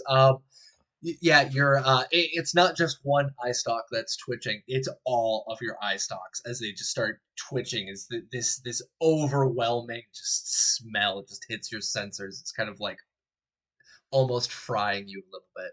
It's pretty intense. And for everybody out in our wonderful audience, drink. So we've got who knew Ame was such an expert with explosives and booby traps. An IED, just Booty what I've traps. always wanted. Yes. What was that? Booty traps. Yeah. Booby traps. Yeah. That's what I said. No, Goonies. Yeah. So we're at the top of the stairs. We've got Val and Jianyu there. You've disarmed the trap. You see on the top of the stairs there are 4 doors. 2 of them are straight across the hallway, and then 2 of them are on opposite sides, or on the opposite side, your side of the hallway. One on the left, one on the right. What are you guys going to do? The 2 doors in front of you are double doors. Do we have to go through those double doors to get to the other doors? No. So it's stairs, double doors, then you have the hallway to your left and your right, and you have the 2 doors Okay. on either side. Val's gonna check for traps on the big double doors. From the outside? Yes. Okay. Go ahead and roll me a perception explosives.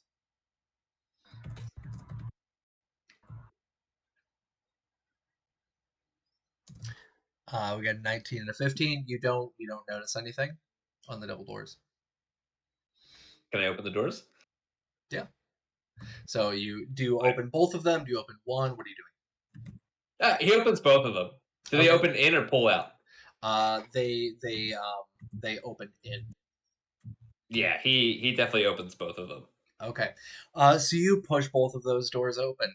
And as you push both of those doors open, you can hear a click from the inside of the room. And give me 1 second. I need to pull up the stats for a frag mine.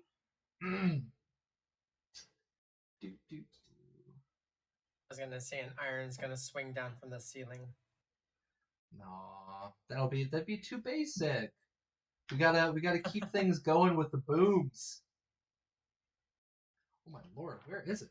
Frag mine. If you can't find it, it means it doesn't exist. That's what it means. Oh right, yeah, Was done. totally.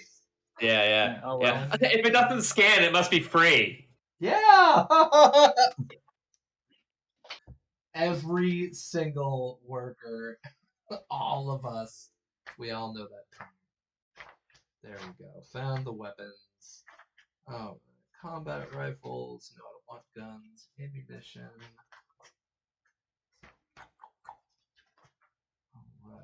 All right. So as you open up the door, you hear a click, and you feel a little bit of resistance as you are opening the door itself. I'm almost there. Melee weapons. Explosives are next. Come on, come on. Throwing weapons. There we go. Throwing weapons and explosives. All right. So this thing, this mine inside of the door goes off in front of you. Are you ready? How many D6s is it? This is 6 CD. This might be it. All right, first one, 2 damage, 1 effect, 2 effects, 3 effects, another 2 damage. That's 4 damage with 3 effects, and another 1 damage. So 5 damage, 3 effects. Let's see. Doesn't the effect do 1 damage as well? Yes, because there is no damage effect on this weapon. So yes, so that will be 1, 2, 3, 4, 5, 6, 7. That'll be 8 damage as you open this door or these double doors up, and it just boom, just blasts straight into you. And for anybody who is curious about this is a bottle cap mine. Okay, so I have damage resistance in different sections of my body. Mm-hmm. So I have a base damage resistance of 1.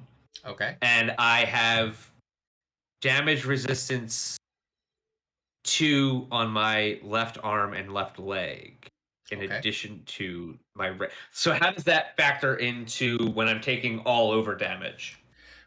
So it's going to be your 1. So it's your general resistance. Yeah. So but if I were to damage, get hit in the left arm, yes, then it would take 2 away. All right. That's So, that's don't the worry, purpose guys. that's the purpose of this guy. There's the special D20 that has all the hit I locations. see. Yeah. But yeah, But that this doesn't happen with a grenade. Okay. this thing blasts you, and since it's in the same area, Jianyu, it also blasts you as this bottle cap mine goes off into this hallway. You are right behind him. The two of you get shredded with this shrapnel. So that's a total of 8 damage. Your DR you said is a 1 for Val, so that means you're going to take 7 damage. Jianyu, what's your DR?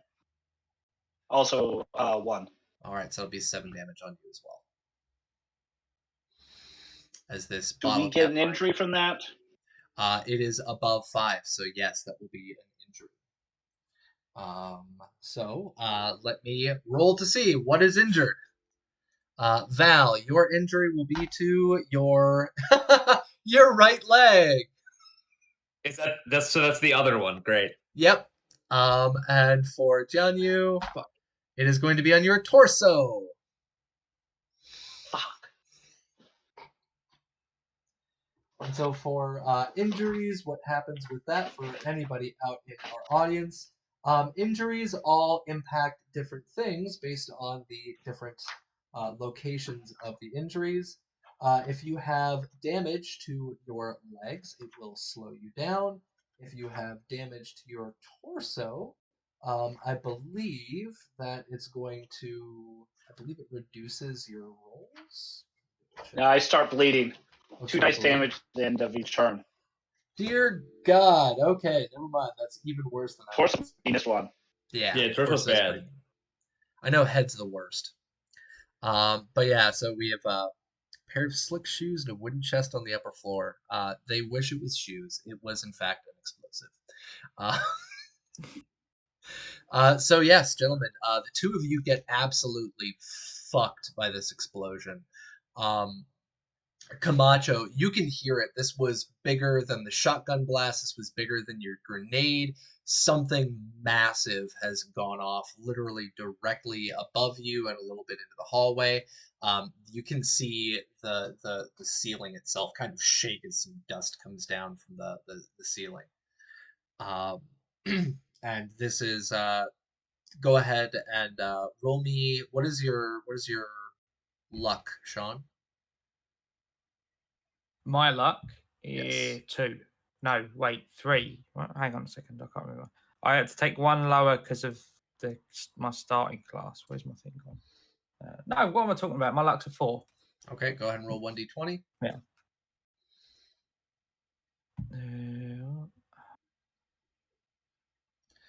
All right. It does not stir you from your sleep. You have passed out pretty hard. You're still totally out, but Camacho, you hear and see this. Minsky, you're outside. And as your eye stalks are twitching, you can hear the and you can see from the front of the building as all of the glass from the top floor gets blown out and shot into the street. You can see some smoke and some fire come out as this thing goes off. It was a hell of a bang. And right in front of you as well, I'll actually have, goodness gracious, I will have Jianyu, go ahead and I'm going to have you roll for your Brahmin. Go ahead and roll me 1d20. And we'll see if it is able to be brave enough to not bolt its ass off. 9. And Dynamo has his own character sheet. Yes. Pull that up right. He's got a mind of 4, other skill of 2. So probably a 6 target number. Mind 4. Other 2, yeah. So it'll be a 6, and you rolled a 9. Yeah, Minsky, you see Dynamo literally go as its heads just start like shaking. This thing starts like mooing and grunting as it starts backing away from the building. It looks like it's about to bust it and run. What are you going to do? Oh boy. Does it have like a leash or a harness of some sort? It does have a collar and leash, yes. And is there a fence nearby? If you would like to spend a luck point, there could be a fence nearby. I will absolutely spend a luck point. All right, luck of the draw. Introduce a lucky factor detail. Yes, there is a steel gate that was opened up to that side alley. So yeah, there's that fence there. All right, yeah, I'm gonna grab that rope harness thing and try and loop it around there before it bolts. All right, go ahead and give me either just give me agility survival, please, for tying that knot quickly and effectively with your Are there clamps. any -2s? Let me check. I believe there are.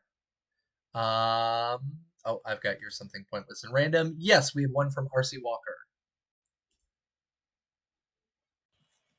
All right, I think I'm going to use a -2 and also spend an AP to roll an extra die.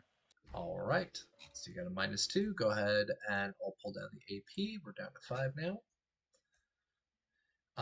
2 successes. Excellent. We got a 5, a 5, and a 7. And that 7 goes down to a 5. So it's 3 successes. You're going to get that AP back. Congratulations. Yeah, you are able to literally just quick thinking, super fast reflexes. You're a robot. I mean, you walk over, grab the leash, and immediately tie up like the most effective knot on the face of Earth as you tie it up to this gate post. I'm just trying to like shh. Hush, hush. You could try singing to it. Oh, that's an action. I'll have to try that next time. Oh, okay, got it. All right. So, Camacho, you hear all that commotion. You can actually even hear the Brahmin outside, very, very angrily and loudly mooing and grunting as it's trying to pull against this gate. What are you going to do? First aid kit, and still have my machete drawn. I'm gonna work my way up. I'm gonna head up to the next floor and just call out. Are you guys still alive? All right, so you get up, get out of the bed, and start running for the hallway. Is he auto-tuned? I don't know. Is he auto-tuned? When he sings, yeah. Okay, cool. There you go, Rook. Auto-tuned. These -2s are keeping us alive. Yes, they are. So you start running up the stairs. You're yelling, "Guys, you still alive?" So let's check it out. Val, are you still alive? No. No. You're dead. I think I might be. Okay. This is your GM Got you. asking, "Are you still alive?" I'm sorry. I have 3 Okay. points left. Okay. Sorry, I was just like, My "Oh bad. fuck." You still with us, Ganyu? Jianyu, are you still alive? Muted. Yeah, Jianyu, yeah, you are muted. It took Oh, 2 the mute hours, but we did gods. it. The mute gods, they are appeased. They took Jianyu. Here lies Jianyu. Yep, Poor the Jianyu. piece of gods. Yeah, Jianyu's kind of screaming really loud. What? I can't hear you! That's a good point. Yeah, so there you He's go. really Yeah. loud. The two of them are very much so injured. And so I just want to pull this up just in case we get to that point. Dying. When your character is reduced to 0 hit points, they suffer an injury to the location struck. They fall prone and start dying. If they suffer a critical hit and are reduced to a 0 HP, they suffer 2 injuries. While they are dying, they are unconscious, cannot recover HP from the first aid action, and cannot take any actions. Furthermore, at the start of each turn, they need to attempt an endurance survival test with a difficulty equal to the number of injuries they have. complication range of 19 to 20. If you pass the test, you remain alive, but you're still dying. If you fail, you are dead. But luckily, both of them are still hanging on by a thread as they're yelling out, ears ringing. It's a clusterfuck. Yeah. So Right, that's just rooting against Val. Put an F in the chat for him. Listen, I think I'm gonna make it. okay. Who looks worse off? As I get up there, I'm kind of surveying who looks worse. Definitely Jian Yu because he is I'm bleeding out. Bushier. he's bleeding from his chest area. Yeah, he's squishy. He looks That's where all the bushier. good bits are. So you gotta handle that. Yeah, a lot of important stuff. Okay, I'm gonna crack open my first aid kit and proceed to patching him up. All right. Stay with me, So big guy. go Or little ahead guy. and roll me intelligence medicine. Whenever a character suffers any damage to location, which has treated injury, Use some AP on that. the I damage has will. reopened the wound. Okay, so that's not it. So I'll be. Do we have negative twos? I think we do. Yeah, I got a bunch. Yeah. I put a bunch in there. Okay. Passing test. So it's just a DV1. Okay. So yeah, we do have some -2s. We have some AP. What do you want to use? I take one AP and I'll take a -2. Okay. All right. Thank you very much, Vampire Bites, helping out your teammates on the other team. Oh my God, we have so many -2s. Holy crap! Ah, hacks. So many of these are Logar the Ogar though, bruh. Just three. I just put 3. Yeah, better be careful that they're not the ones that you need. All right, there we go. You got it. 16, 18, and a 3. And you used an AP. You regenerate that AP, so you guys are still at full. Gianni, she is able to successfully patch up your sucking chest wound, and you are no longer suffering the -2 bleed damage. But you are still pretty badly messed up. On the other hand, we have Val. What are you doing? Are you going to try and treat yourself? Are you going to wait for Camacho or Minsky?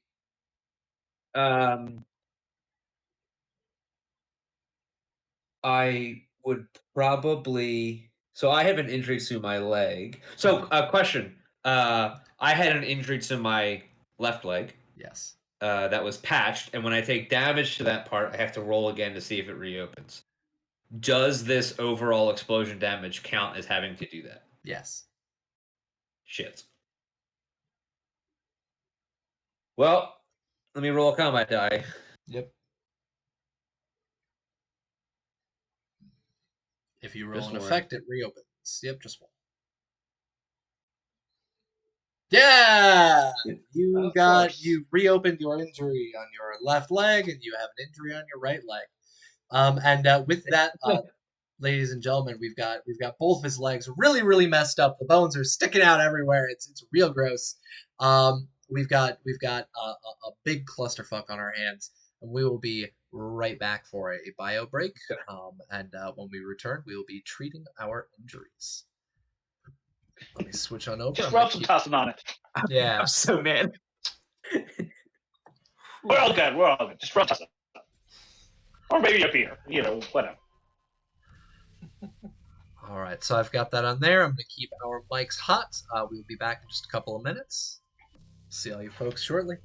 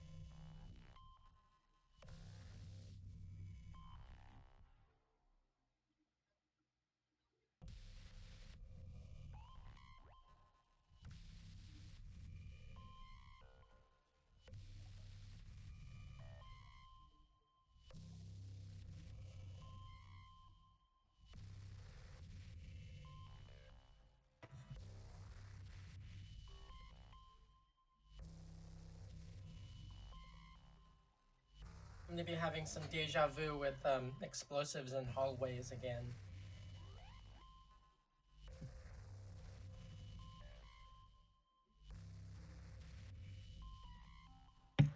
Okay, I can hear you now. Sorry. I said we seem to be having a little bit of deja vu with explosives in a hallway. It's just ridiculous. Like, And would two people getting jacked up from said explosives.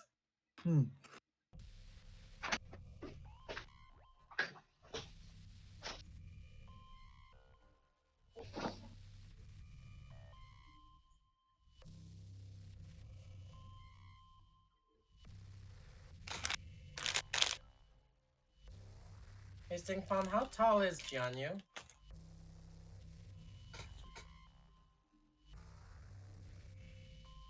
Is he a tall Asian or a typical Asian?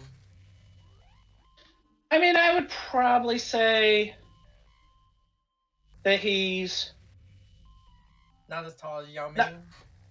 not that tall, like maybe just like 5'6", 5'7" ish. You know, kind of typical. Probably has a fairly lean build at this point because, you know, Apocalypse and all, but he used to have a little bit heavier build. You know, spent too much time behind a desk, sort of thing.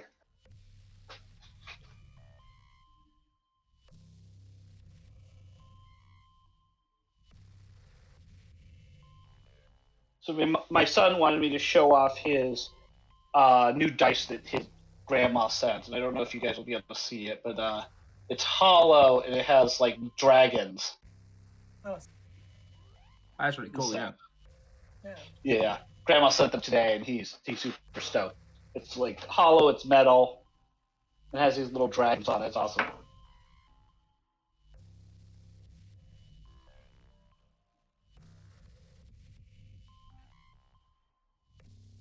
Val's just gonna keep racking up favors.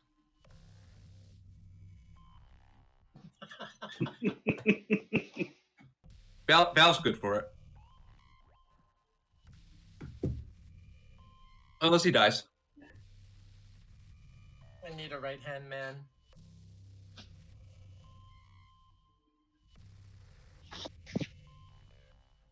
Alexa, And it's okay, you know. what is If 100? Val dies, I'll just inherit his rifle. So it's fine. I'm good. Possession is 9/10 of the law. Yeah.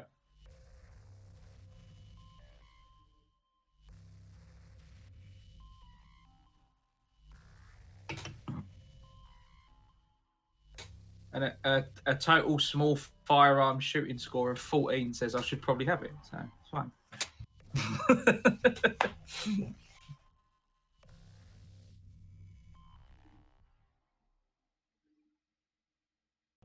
That's not even maxed, and I probably will max it at some point. 16 in it, if it's maxed. 10 in a stat and 6 on the skill. Yep.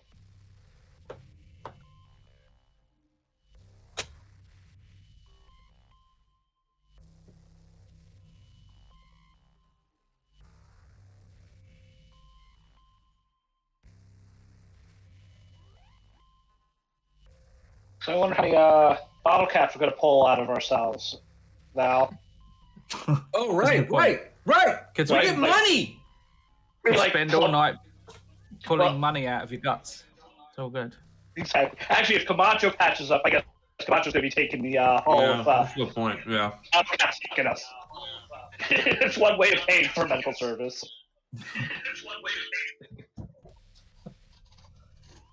Silver lining, right? I'll look for a scrap piece of paper and write something up where I'm gonna give it to you as a bill. And here's your There's a check. pun in there. There's a pun in there about, you know, oh, this economy is killing me. Never mind. All right, so we've got this explosion going off. I'm gonna start us off real quick with with Minsky. You are downstairs. You see the glass and all the stuff blow out of the windows. You hear it. You try calming down Dynamo. Dynamo is still very riled up, but is now tied down. What are you going to do? Assuming that Dynamo is secure, Minsky's probably going to start making his way into the house to see what's going on and if anyone needs help. All right. So yeah, you head into the house. And they are 3 zones away. So if you are double moving, you'll get there with your next turn. You start quickly moving and jettisoning your way up the stairs. Camacho, you've treated the injury there for Jianyu. I'm going to roll really quick. As you are treating him, you're able to successfully see embedded into this poor man's chest 33 caps. Dude, that's so many. That is some serious money to make off that. But they are lodged into him.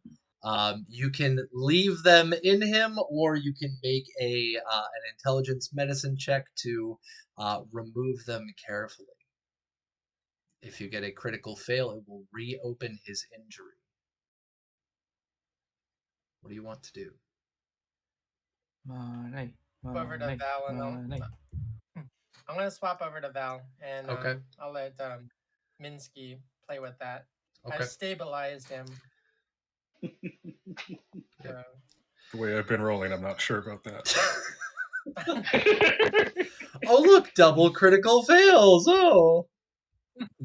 Not only So do you reopen the injury, but that's -4 bleed. Oh. The But cap seemed to start sucking into him. Oh, God. The cap seemed to be covered in this black residue, you know? Like I said earlier, a little bit of black goo will make he'll be right as rain. So are we in like initiative right now, or are we kind of out of initiative? We are out of initiative right now. I was simply bringing in our outside friend here, and then we're going to check in on our inside friend. For this one, go ahead and I'm going to need Sean. Go ahead and roll me a 1d2. I'm going to make it a little bit easier on you. And you can call either evens or odds. Which one do you would like? I always go odd because I am odd. All right. All right. Go ahead and roll 1d2. 1d2. Wait. Oh no, the code. Sorry. R slash or slash R. Yeah.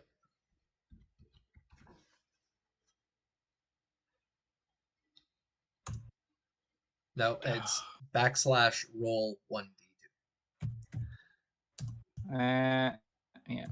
Okay. Let's slash the wrong way. There you go. All right, Odd, you wake up as some of that debris starts trickling down on your face from the cracked floors above you. Some of that debris falls down. You can see the dust. Camacho has already sprinted out of the room. You no longer see her in the bed, and you can see Minsky passing up those stairs from the doorway that you're sitting in. Other than all the play characters moving around, don't notice anything else. Just shrug my shoulders and go back to sleep. Okay. All right, you go back to sleep. All right. Okay. All right, Val, Val, what are you going to be doing? You are there. Both of your legs are re-injured. There's bones sticking out of both of them.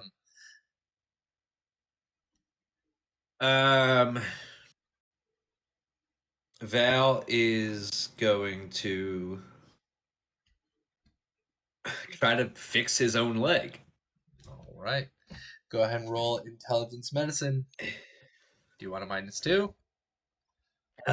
I would love a -2. All right. Probably need some action points. I think your difficulty is the number of injuries you have, and Yeah. I think it goes up DV2, by yeah. 1 if you're doing yourself. Yeah. Oh, yeah. So I went a DV3. -2. We have 6 AP. Hey, man! Could you not read the rules? Could you just like leave it? I have 2 legs that I can't use. Stop reading. Okay. So I will attempt to fix my own leg. And what's that? Was that DB3? DV3. Yep, we have 6 AP. Yeah, I don't You even wanna know if use that's. AP? Can I use? You can use 1 AP to buy 1 dice. You can use 3 AP to buy 2 dice. You can use all. I mean, at this point, I should just wait for Minsky. Up to you. Yeah. So instead of recover, like I think Bal's just gonna lay there with his 2 inside-out legs and try to. Do I have bottle caps in me? Go ahead and give me a perception check. Can you Perception? What? Perception. Let's do perception medicine. Can you differentiate between the bone and the caps? On yourself. Isn't the number of injuries only affecting the DV when it's stabilizing the dying?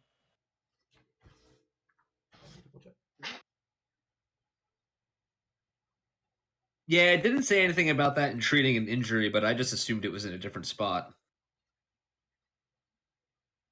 That is correct. Stabilizing the dying is the one that is modified by number of injuries. Treating an injury, you're only treating 1. Oh, okay. So then, So it would be a DV2 because okay. you're treating yourself. All right. So then, yeah, let me try that with a -2 and using an AP. Okay. So intelligence. And which one do you want to try treating? Nope. Your right or your left? Nope. I was wrong. It's in the first aid section. What? Oh my god. Ah! All right. It's on page 33. That's what I was just looking. It's probably Because all of that falls under first aid. +1 if you're doing it on yourself. That I knew.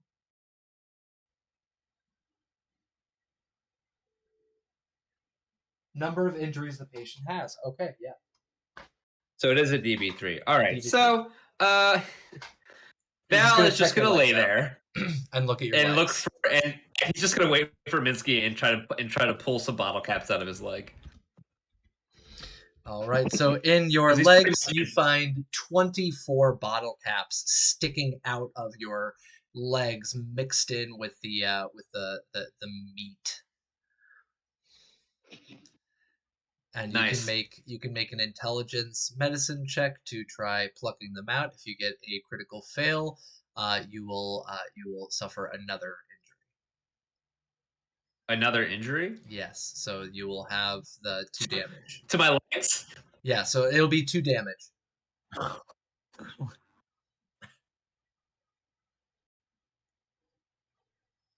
Do you just smirking at him as he's fiddling with his legs.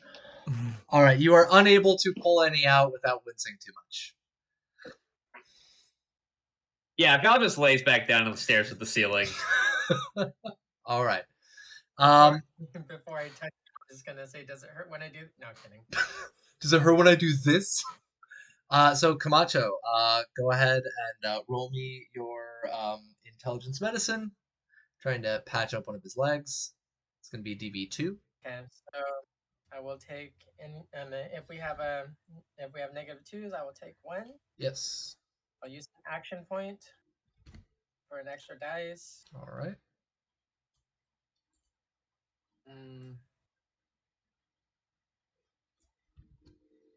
Yeah, I'll go for that.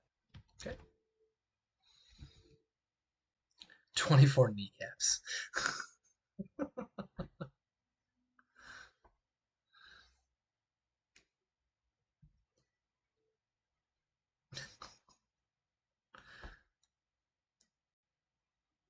All right. right, we have one success. 17-17. All right, you are unable to stabilize his leg. It is pretty messed up. You're not exactly sure how to get this done in order to patch it up without pushing the bottle caps further into his leg. Minsky, you are heading up the stairs, and you get to the very top as you see Camacho attempting to patch up Val's legs, and you see that she's not doing the best of job. Val is just kind of defeated, staring at the ceiling, as you see the smoke and the dust coming down the hallway. Val, if you keep getting hurt like this, I'm gonna have to start charging for my services. All right, just let me die. And I'm gonna Charge my hover on kneecaps. over and brace yourself and grab hold of one of those legs and set it back in place again. All right, so it's going to be DB2. Do you want any -2s or any AP? No, I'm good because I got the diagnosis mod. Okay. So reduce it down to Can I- DB1. Can I assist? If he gets a success, yes.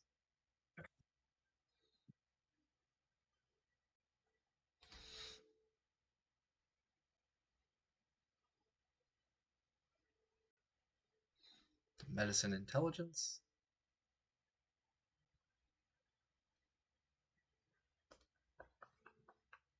All right. We got 3 successes on there. So it's going to be 1 AP back. So yeah, you're able to successfully repair which one, right or left leg? Whichever one was re-injured. That So would be the left one. Yep, left leg. All right. So we've got that all set back into Thank you. place. You just come over, you kind of just look at the bone again, just like, okay. And it pops back into place with a horrific crunching noise. And his other leg is still injured. So we have Camacho and we have Minsky over there. We also still have Jianyu sitting over in the corner, no longer like actively bleeding out of your chest, but you're still pretty messed up. Do you want to try and do first aid on yourself, or are you going to sit tight? Well, I mean, these bottle caps have to come out sometime. So Gianni's just going to have like his multi-tool out with the pliers, just going pluck, and start plucking them out. All right, go ahead and roll me intelligence medicine. Yep, and I am going to use luck instead of intelligence Okay. for a point. And I'm also going to I'm going to take an action point. All right. Because I have literally no medicine. All right. But 1 success. All right, we got And 1 no critical success. failure. Yep, you're able to successfully pluck out those bottle caps from your chest. You sit there for the couple of rounds there, and you're able to successfully remove 33 bottle caps from your chest. Tink, tink, tink. I'm counting as I go. Here, 1, 2. San, she, go. All right, so yeah, you're plucking them out. So Camacho, Minsky, the two of you are over at Val. Do either of you want to, or which one of you wants to lead the next medicine check? I rolled for assisting when Minsky rolled. Yeah, that was for the first injury. So the first injury has been successfully treated. Now we have to do the second one. Yeah, I'll grab hold of the leg and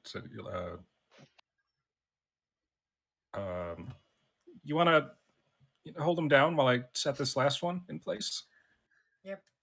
All right.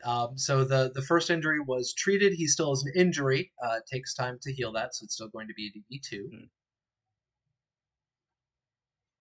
So with your diagnosis mod, you're able to bring that down to a DB1. And we've got the success there. Awesome. And Camacho gives success, no critical failures. So yeah, you set in his next leg. And the two of you kind of wrap his leg up with some old cloth, and you can see that his legs themselves they're no longer actively bleeding, and you can see all the dimples from the bottle caps pushing up the attempted bandaging. But Val, you are stable. Your legs are no longer actively broken, but they're still injured.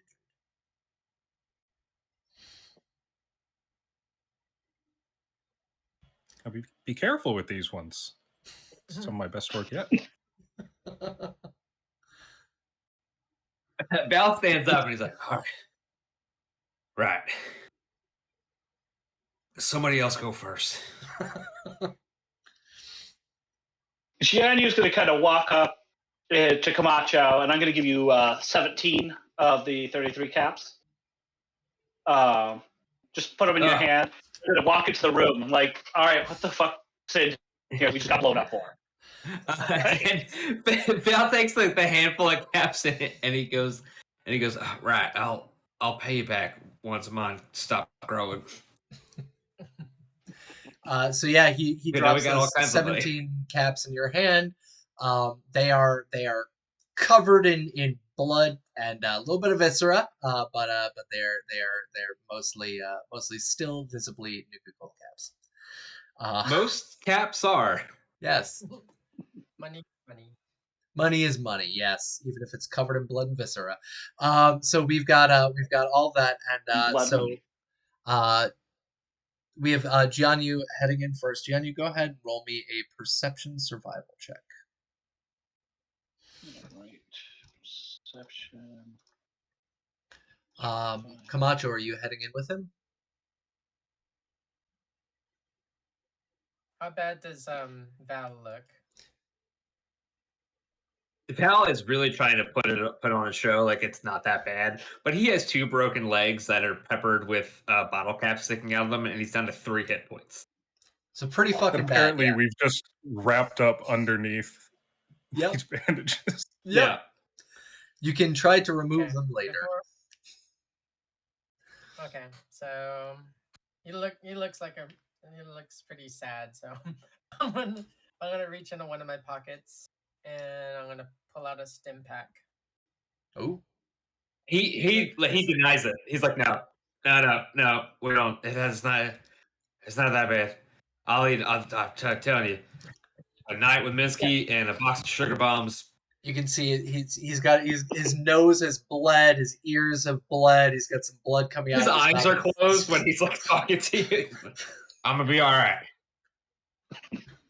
Okay, so I'm gonna put my hand on his shoulder and make it look like I'm turning away.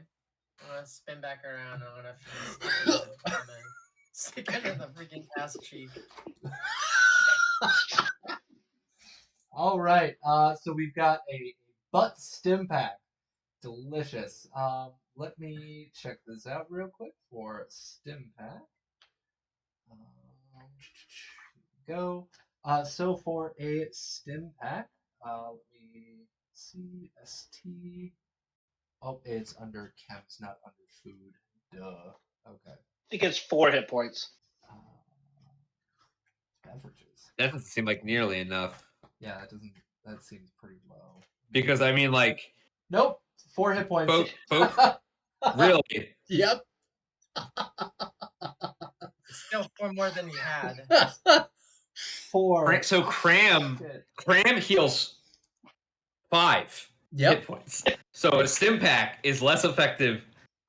Oh, no. The stim pack is more effective because the stim pack is instantaneous. The cram, it takes you have to eat it during a scene, not in the middle of combat. Unlike Skyrim, you can't go into a pause inventory menu and just start slamming your face full of sweet rolls. They're literally unplayable. This game, I can't. If I can't launch a cheese wheel while I'm face to face with a dragon, why am I here? That's not where it goes. Double fisting the cheese. But yeah, so you get 4 instant hit points. That's another one you owe me, Gringo. And I walk out the room. Yeah, you owe her 50 caps for that. More than I didn't double. for any double of this. Yeah, your eyes clear up. You can feel this kind of instant rush coming from bum to head, as you feel a little bit better. I heal from the butt up. Yes. So Gianni, you walk into that room, and what you can see is as Camacho is forcibly butt probing Val out in the hallway. You can see that this room, this was the front room of the house. This was the room where they put the shrine. The credenza that was there is now thoroughly fucked, and is mostly destroyed. And you can see the pictures that Ame had left up there. A lot of them are now singed and burned and torn. And you can see that the credenza itself is pretty much smashed. But I can already see Val crossing his arms like, "Why'd you this is my fucking quest. Don't give me this shit." But luckily, what? If you don't want your special painting to get blow up, don't put a bomb next to it. I don't know, like you totally come here. Okay. So is the what was that thing you called it? The It's pretty much a credenza? credenza. It's like a display What does that cabinet. mean? It's a cabinet. Take a look at the It's picture that I sent out in Discord chat. That's what it looks like. Or looked okay. past tense before a massive explosion went off in front of it. But luckily, on there, what you are able to see is that. But that's not where it goes. Drink. It's okay. I'll take that as a drink. Thank you, vampire. But luckily, this is a plaque. So the plaques are usually engraved, and so you can see that the plaque is still there. It's the wood on it is singed, but it is still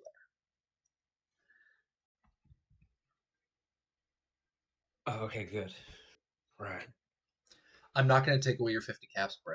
It's a side quest. It's a quest item. Can't destroy quest items. All right, so once I pick it up, it can't come out of my inventory. Great. Yep.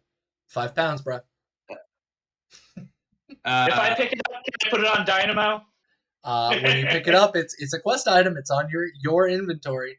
So whoever's picking it up. All right, I'm letting you deal with it. Yeah. I'll Val will, even though his legs work, he's gonna like limp and hobble his way over there and pick it up. Yeah, he's not having a great day.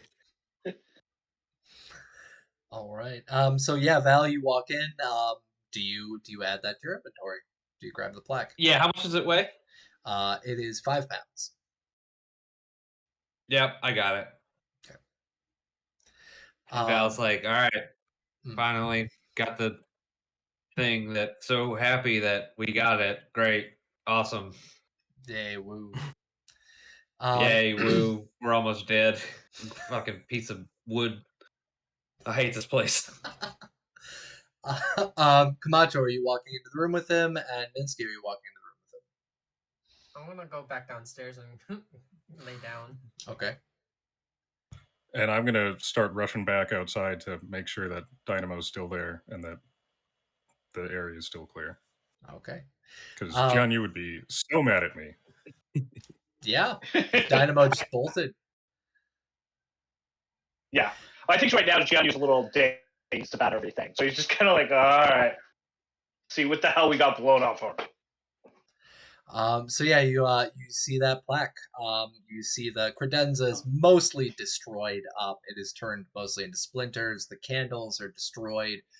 Most of the pictures are destroyed, but the plaque is still mostly intact, a little singed. Since Gianni was already given the perception check, what I would like Val to do, please roll me perception survival. As you grab this, yes, Val, go ahead. As you grab this plaque and kind of jam it into your jacket or your backpack, wherever you're looking around in the room.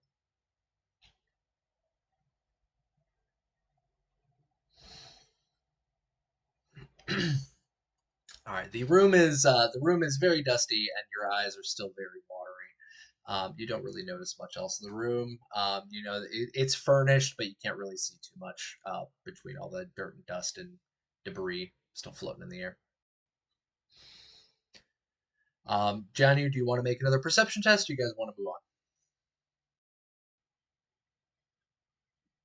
Yeah, I'll give it another once over before moving on. Okay. Let's drop an action point on this. Perception, survival, 3 dice, no attack. There we go. Holy shit, 3 successes. successes. So we've got a 3, a 7, and a 10. So wonderful on that. So when it comes to looking around the room, you were the one that noticed it. You're still able to see pretty decently. Your chest hurts like a bitch, but you're still alive, still walking, still seeing. You can see make Dynamo pick it up. Different from a hutch. So a hutch and a credenza are pretty much the same thing. Hutches are usually used only for storage. A credenza is used for display. It's just fancy English words. You can thank Sean's ancestors for that one. I feel attacked. So does the rest of the world, Sean. Yeah, well, I mean, we gave you the language, yeah. So don't be that ungrateful, please. Oh my god! I just laughed so hard. I mean, They gave come me on, a it's stitch. not a language, anyways. So what you see, Janu, inside the room. Oh goodness, well, there we go. My jacket got caught under my chair wheel. So what you notice in the room is that this was not only a room for the shrine itself, it was also a little bit of a sitting room because it had a view, pretty nice view once upon a time out towards the lake. But you also see that behind some of the furniture that's in there, you see a little coffee table. You see a couch that's been kind of really, well, not kind of, very much so messed up. You see a body, a dead body, that has been partially shredded by this explosion. That looks like it had been on the couch. So you see a body that's there. It is not moving. You also notice inside the room that there is a box that's sitting on the other side of the coffee table. I'll check out the box first. Yeah, screw the dead person. All right, so you walk over to the box. Give me 1 second. And inside the box, when you open it up, you can see that inside of it, it looks like somebody had been keeping stuff up there. You see a bit of you see an old watch, no value. It's not working. It's an old like Casio watch that's totally dead, totally fried out. And you see a couple of other little knickknacks of no major value, and you find 57 caps worth of pre-war money. So you see a couple of stacks of bills. All right. 57 caps worth of pre-war money. The other items, are those considered junk, or are they just junk? Totally worthless. Totally worth. They're junk. All right. So how many? Well, so junk has, I gotcha. I'll give you 1 uncommon material. Or sorry, one one common. cool. One common. Not uncommon. Common. One common. Common. Cool. 1 common. And then I'll check out the body. Okay. You walk over to the body. Go ahead and give me intelligence medicine.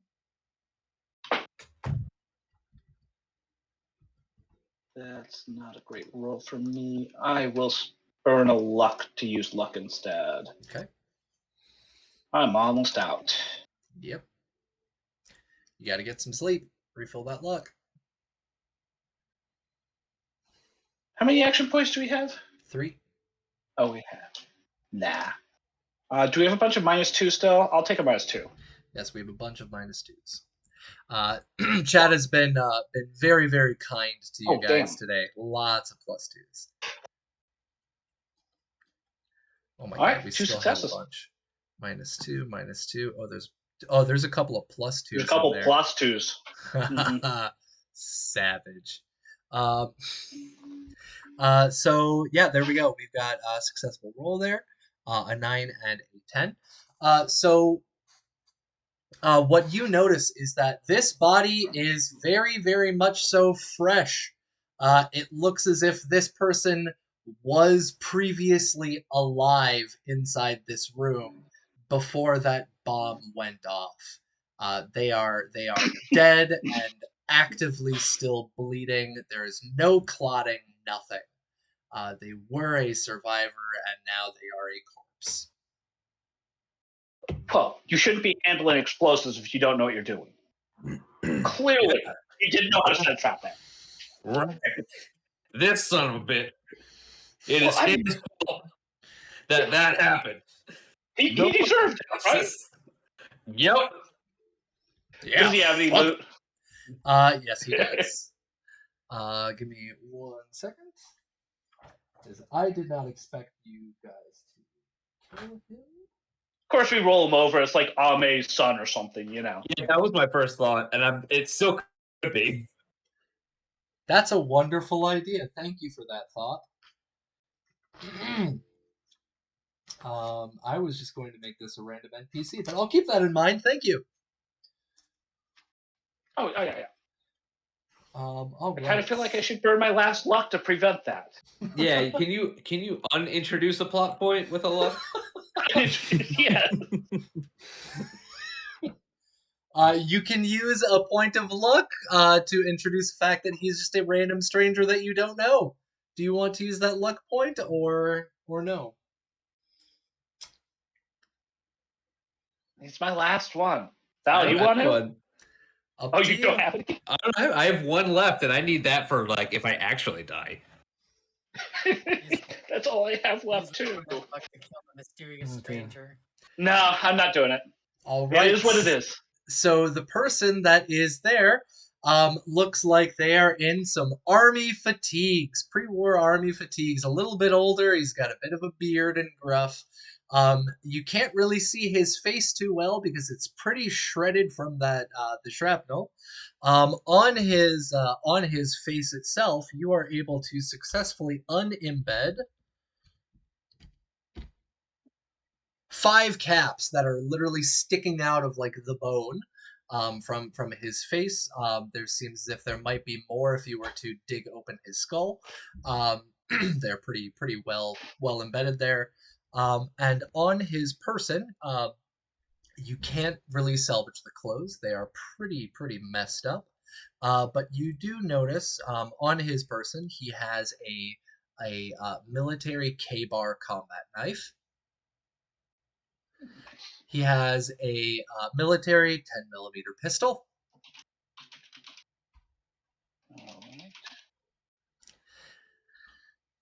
And you find a piece of paper scrunched up in his hand. I will take that paper and see what it is. All right, you want to read it? Yep. Okay. So you grab the K-bar knife and the gun? Yep, definitely. All right. Inside of the gun there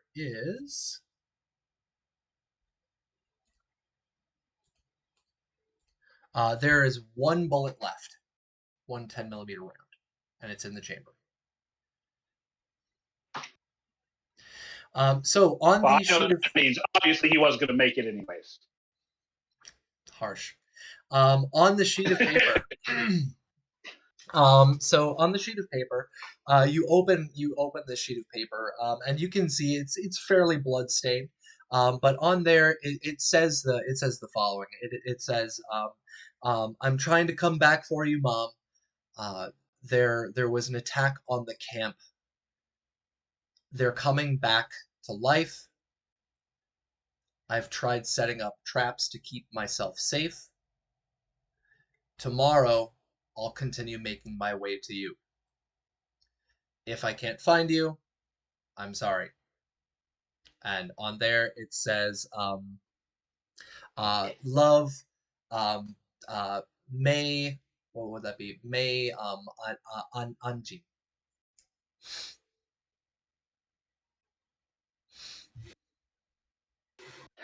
So after reading that, I'm just gonna kind of like, I'm gonna hand it to Val, and I'm gonna be like, so I might let you explain this. Um, So I'll just kind of leave that with you. right. How many other Mays do we know?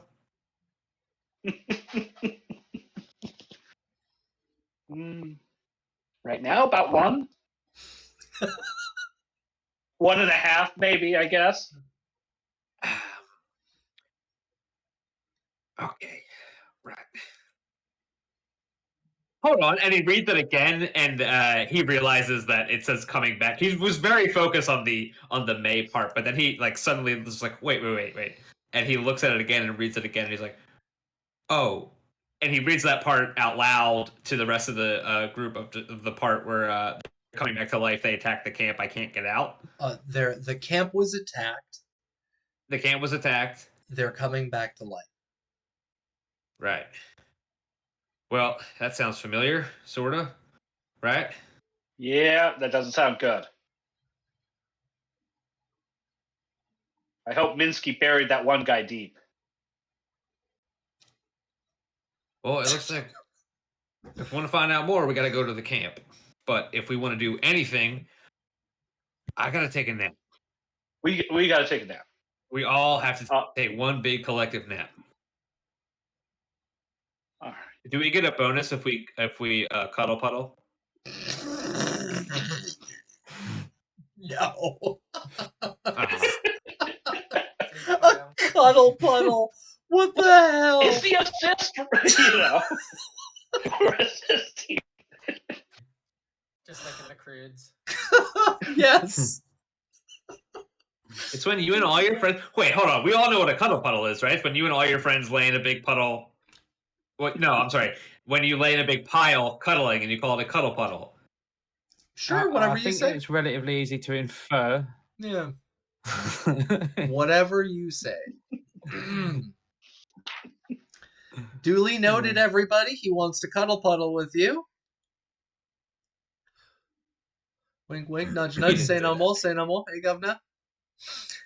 So yeah, this is what you see, and because of this, as I already let our members know, this is now the point where they have reached a milestone.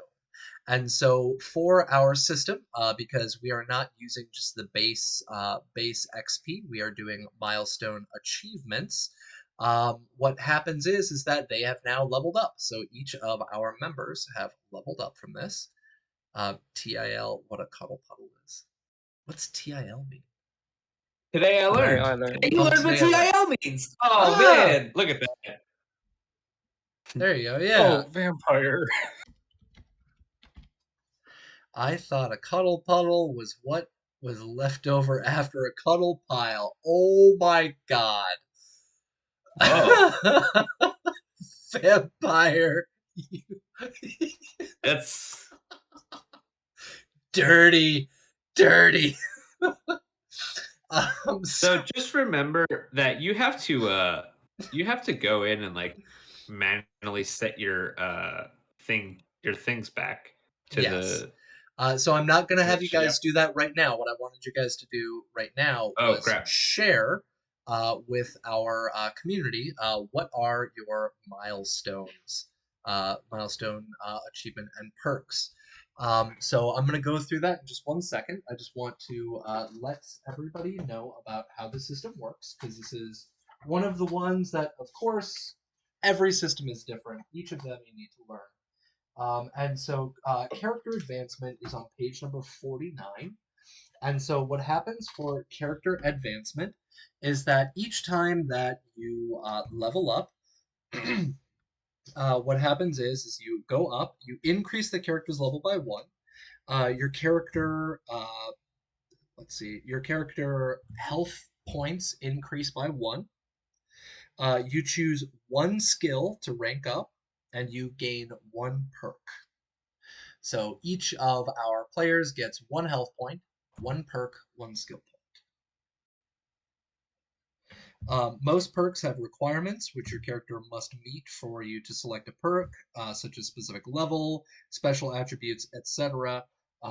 So keep that in mind when you are leveling up. So I'm going to go through our roster here, and we'll share what our milestone level up is going to be. So what is your skill and what is your perk? So Sean, what is your skill and what is your perk that you're going to level up? I'm going to drop another point into survival, because mine's only a 2 at the moment. So I'll do that now. That's now a 3. And what is your perk?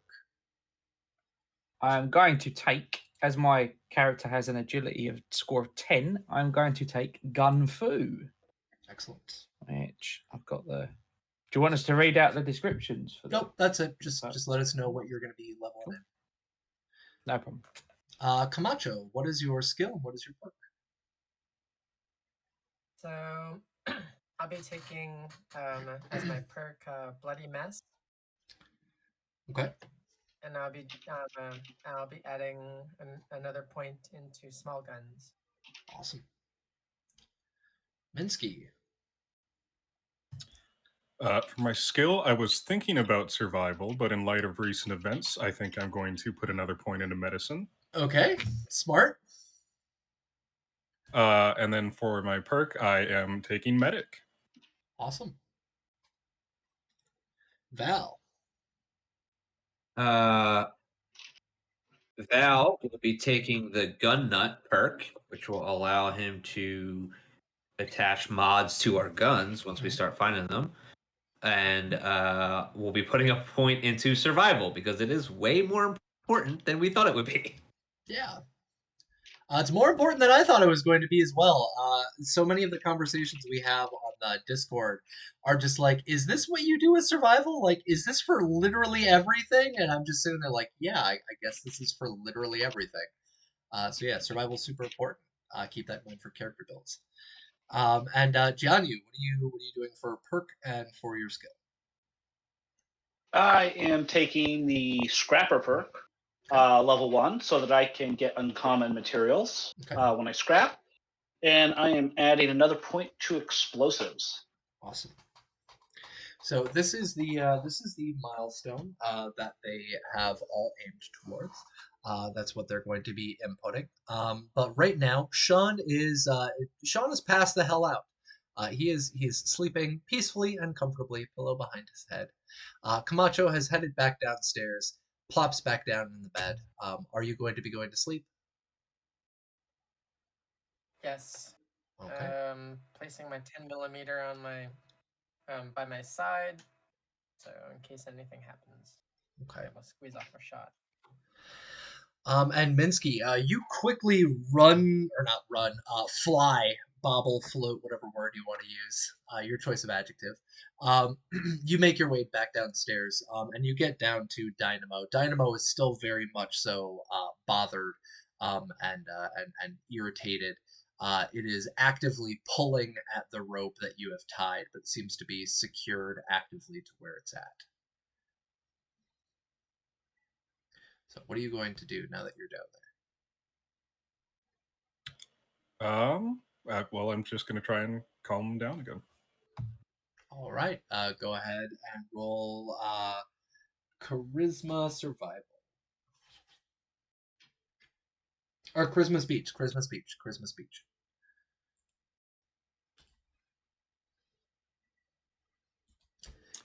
And are there any -2s?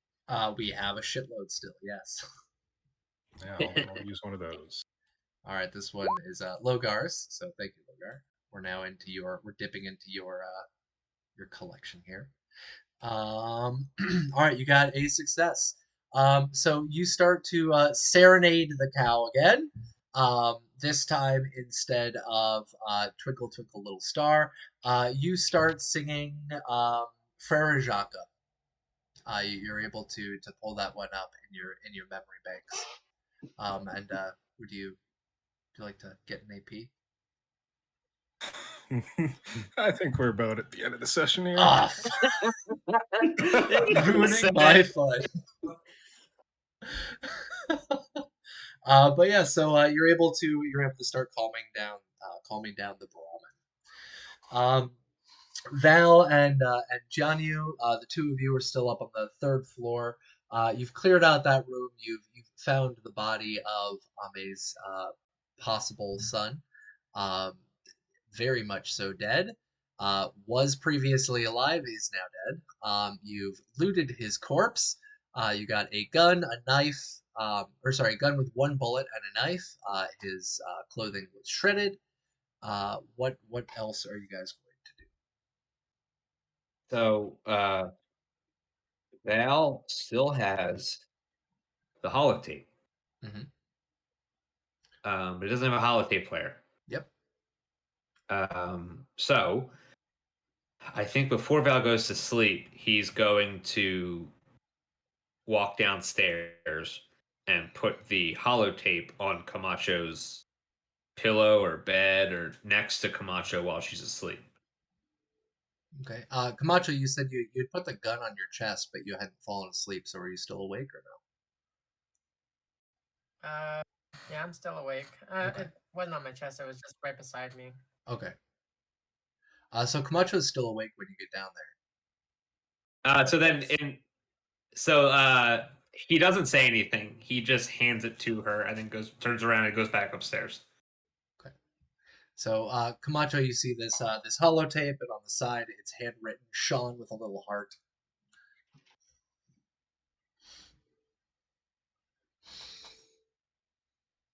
I'm gonna pick it up and pop it in the holotape player. All right. Now, if is he in here right now? He's here. Brando. I think so. DM Brando. Oh no. No, I okay. haven't DM seen- Brando's not here, but Vampire Bites is. So you pop in this holotape, and Vampire Bites, you're finally getting your holotape. It's finally happening. So congratulations on that.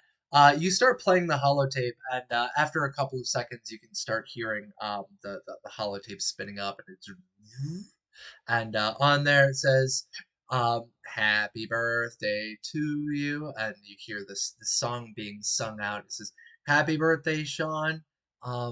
I hope you find this. I'm heading back into Taichung to try and find you. I haven't seen you in quite some time, but I hope this finds you okay. Here's a sweet roll for you. Happy birthday, my little boy. And hopefully we'll see each other again soon. Love you." And then the tape ends.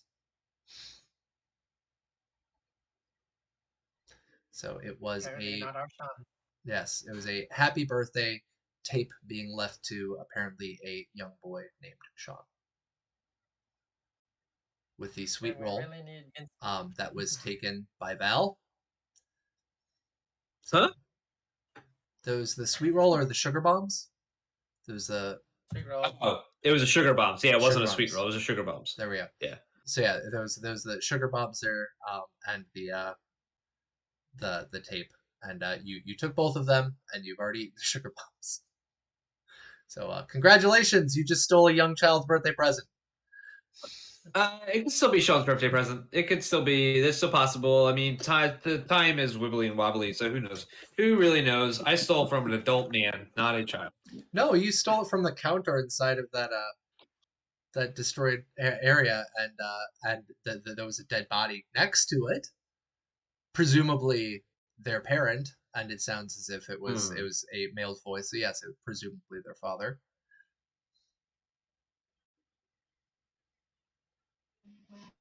So yeah. Well, I'm going to sleep. to sing before Rook cashes in a negative plot twist. No negative plot twists. You guys are good. And yes, so the reason that was for birthday is because Vampire Bites put in not only a holotape, but it's also very close to their birthday. So happy early birthday, Vampire Bites. There you go. Have some sugar bombs on us. So yeah, that's what was on the holotape. Val, you've headed back upstairs. Jianyu, you're still upstairs. There's 2 more rooms upstairs. Do you guys go into them? Do you guys go elsewhere? What are you going to Question. When we Answer. gain a level, do we get our luck points back? do? No.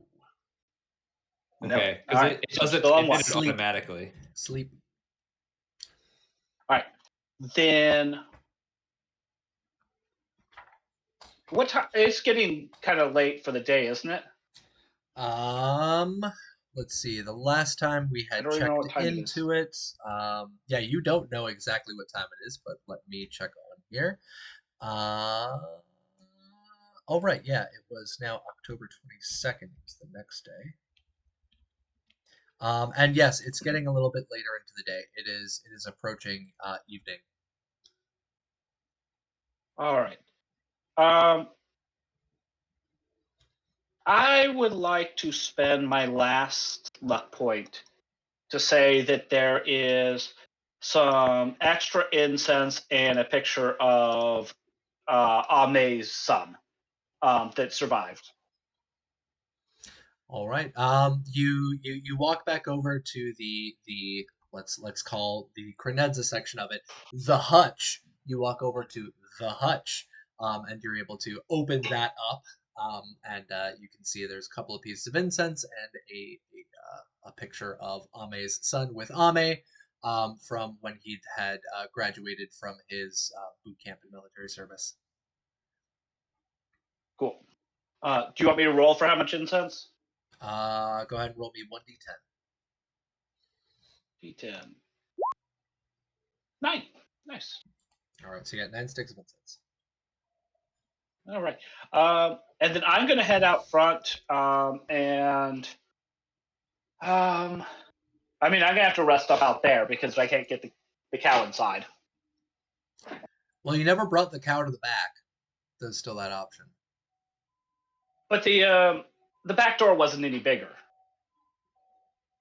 No, but there was that little patio area. Oh, all right. So there's like a fenced-in area. Yeah.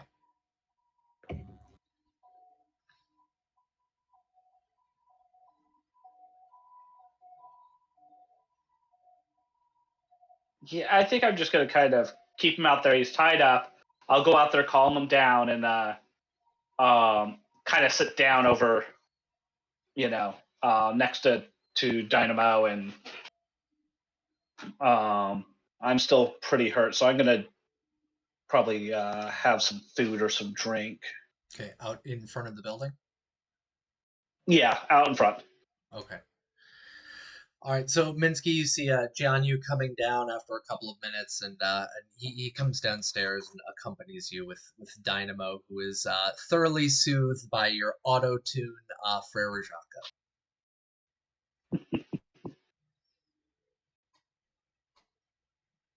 Your auto-tuned Frere Jacques. Oh, I don't have auto tune installed on this microphone. So. So you are downstairs. Val, what are you doing? We've got them or him heading downstairs. People starting to pass out. I would like to use my last luck point before I go to sleep to find water, if that's possible.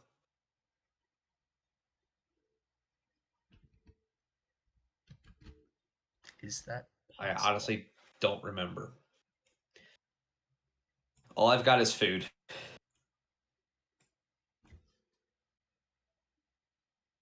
You are not able to do that now. Okay.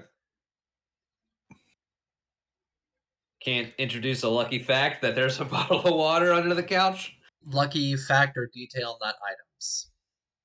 Because otherwise you could say, oh, I luckily found a fat man lodged into the closet. Oh yeah, I guess that's a good point. Damn. Okay, so There goes then my plan.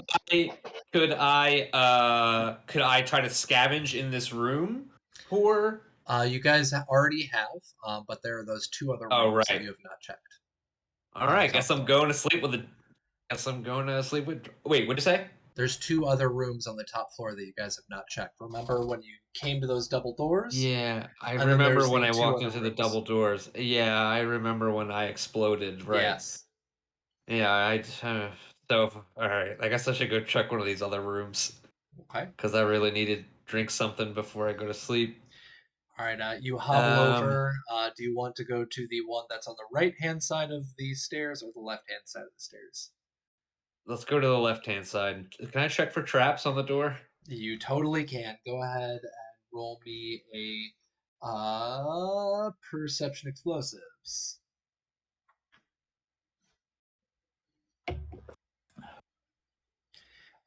You check Energy around weapons. the. Hold on. Yeah, That's go the ahead. wrong one. Damn it. I shouldn't Damn have it. said anything. Damn it. Damn it. A critical failure. Wow. I'm gonna use my last luck point to re-roll that. All right, go for it. Reroll. Guys, I'm having a bad day. There you go. A success with Better. a 3. Much better. You check the door. You crack it open. You look down, trying to check. You do not find any explosives wired to this door. Any traps wired to this door. Thank God. All right, I'd like to scavenge the room for food.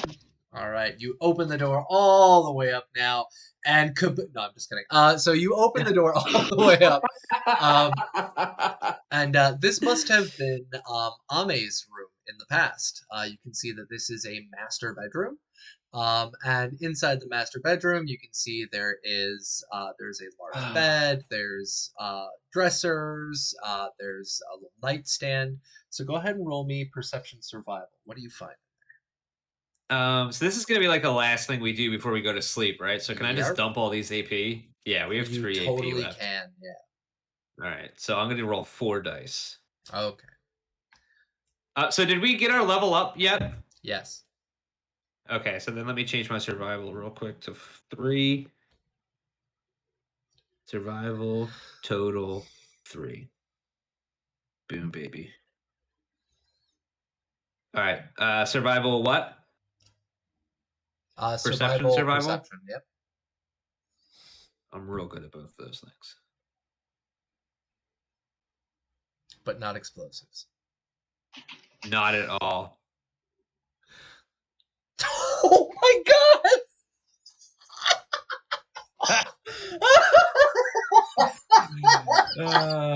What the actual fuck, man?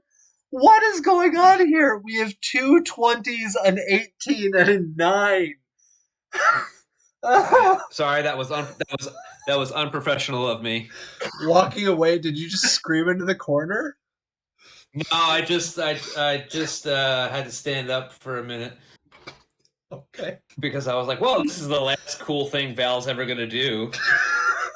I can only imagine. All right. I'm not gonna this fucking guy. Okay. Now that I'm trying to recover myself from being broken, you guys would be kicking ass at D&D today. Let me just say that. We're not playing D&D, but you guys would be kicking some ass. So what happens to this, because I've had people ask me in the past about the generator, and this is going to be one of the last things that's happening, is that when you are using the wasteland reveals for Fallout, what happens is that inside of the buildings, you have exteriors and interiors. There's location difficulty, and the location difficulty marks down how many immediate hazards, obstacles, and enemies might be inside of the building. The next section after that is the hazards, obstacles, and enemies. And under there, because he has rolled 2 critical failures, there's going to be 2 hazards, obstacles, or enemies inside of the room. So, first one. An obstacle. The door that you try to open is locked. So the door itself, you try opening it all the way. It seems to be locked. It will require a DV one intelligence lockpick, or sorry, perception lockpick, to open the door. So do you want to do that? Yeah, I'm good at that. Okay, you've got hairpins as well, so go ahead and roll. It's going to be perception lockpick.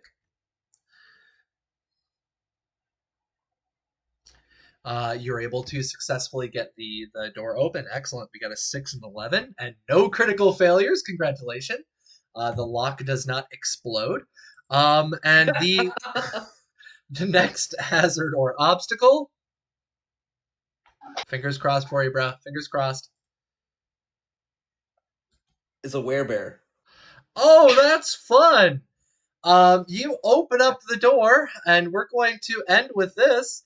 You see 4 people, 4 wastelanders inside of there. Bunker dwellers, also known as vault dwellers from the core rulebook. So 4 wastelanders squatting inside of the room. They have a mongrel dog with them. And the wastelanders have a very clear leader, who is the one that you just killed in the other room. As you enter the door, they immediately notice you and seem to be hostile. That's, ladies and gentlemen, is where we're going to end our session. Let us do our outros.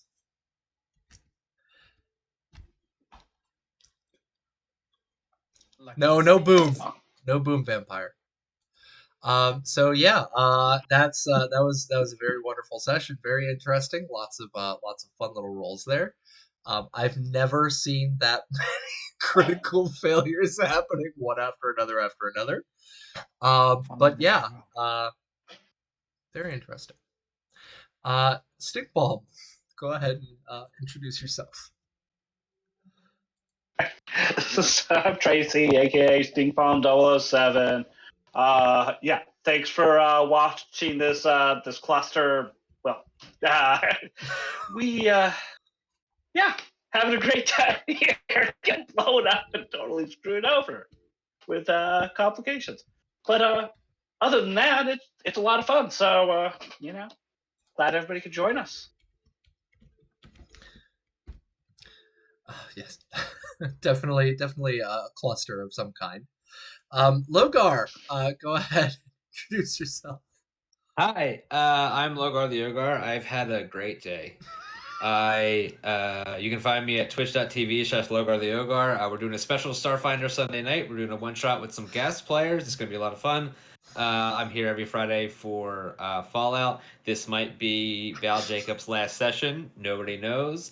I'm just happy to provide this sort of entertainment for you at our expense.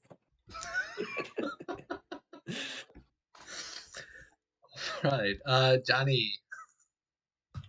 Yeah, I'm Johnny Drop over on the Discord. Tonight I played your Nurse Handy Bot and Animal Whisperer Extraordinaire, Minsky.